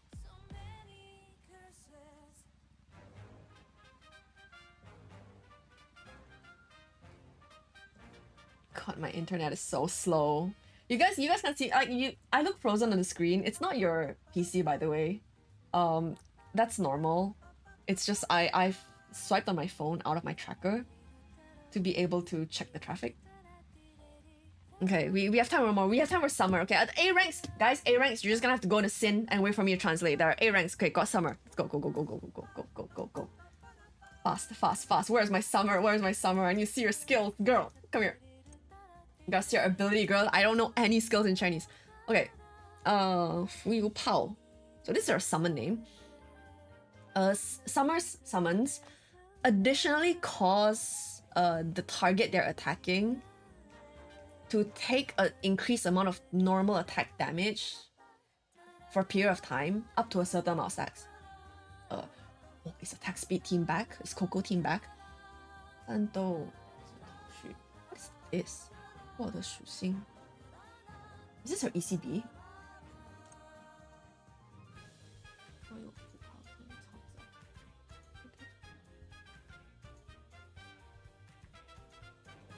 I don't know what this is. I don't know what the second skill is. 战斗. Oh, it's her P2. Okay, so her P2, the effect obtained from her P2 changes to crit damage increase. And the value is the same as the original. So hold. So instead of wait, how many drones can Summer have? Hold.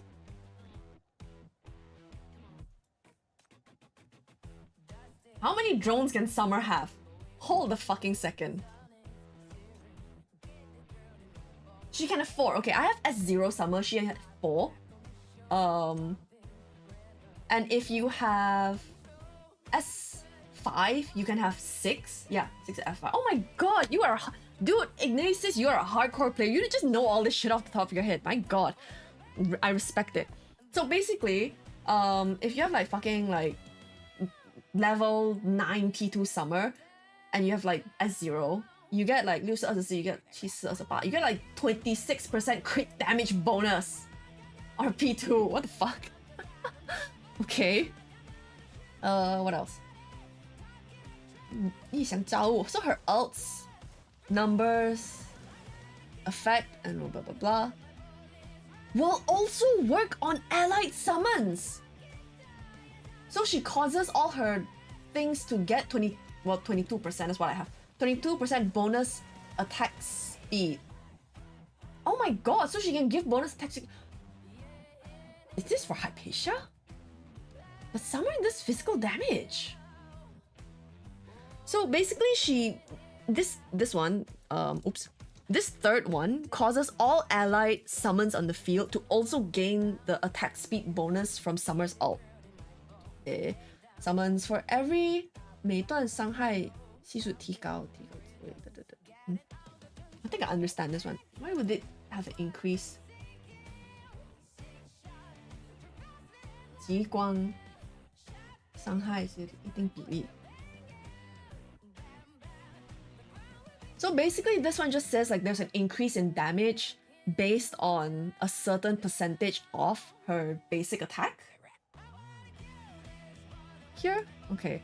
She doesn't give crit damage to summons. She gives bonus attack speed from her ult to allied summons. And her own summons are able to get crit damage because of P2. So instead of P2 giving a crit rate bonus, it gives crit damage bonus now. Then her key thing is after summoning a summon, the self will obtain a certain amount of summons normal damage attack increase, and this affect up to a certain amount of stacks for the entire fight. Alright. What is this? Initial attribute summons cooldown reduced by a certain amount of time.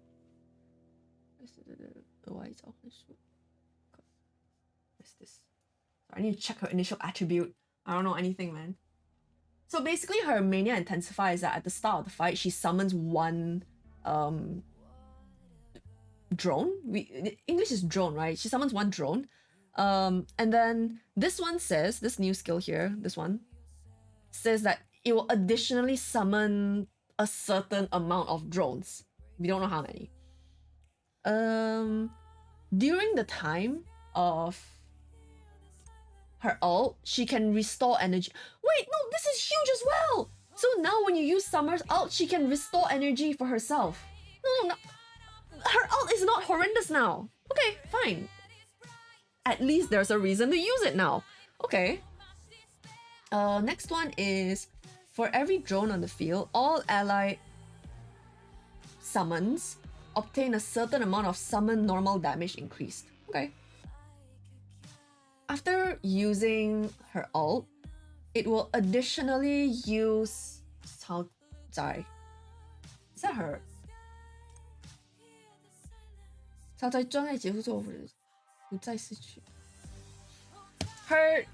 Her last one basically means every time she ults, it will additionally use her ECB. Or cause her ECB to be used. And now, after her ECB status ends, your drones won't stop functioning for a period of time. They finally made Summer's ECB not actually nerf her own kit.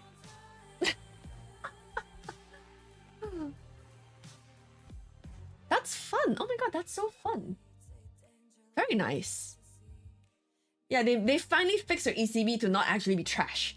To actually work as basically what should have been intended from the first place. Okay, interesting. So she's now kind of placed as like a support, I would say. Like a sub DPS support in like a normal attack summon team. But that's quite interesting. I think my only issue now is that I believe Summer does physical damage, right? Yeah. Yeah, Summer does physical damage, unfortunately. So I'm like, can't use this with crit hands. And Hypatia also does magic damage. So it's like, a little awkward. But if you're using her purely for buffs, in like the sense you use Eve, I think that's not too bad. But yeah, that is all the S ranks. I will retranslate them properly in Sin later. And I'll do the A ranks as well, which is, and B rank, which is Hela. So Hela, Ariel, and Levi. Wow, I am so optimistic about Etty's rework. I'm really excited for Etty's rework. Dude, like, I was not expecting to get everything I wished from Etty's rework and more. Like, I wasn't expecting to get the rigged gems and the colorful gems, like the rainbow gems. That's crazy. As for Etty, about to go so hard. You're just gonna spawn with 3 rainbow gems at the start of the fight. That's insane. Dude. Wow. 我们的 IT 竟然有一个东升在一起的天，妈的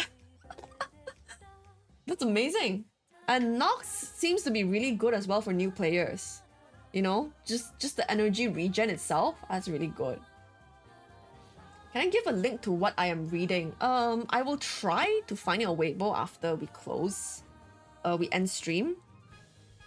Okay, let me hop back to just chatting. I will try to find a Weibo and I will post it in Sin if I can. But this one is from main court. So someone in main court, if you guys are in the main Discord, let me send to you guys. It's this one.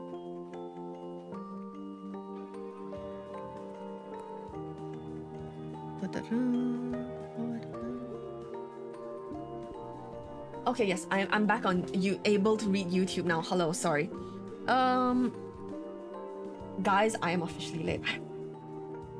We'll come back to you later with the translations. Thank you so much for coming. I will see you super soon on Discord.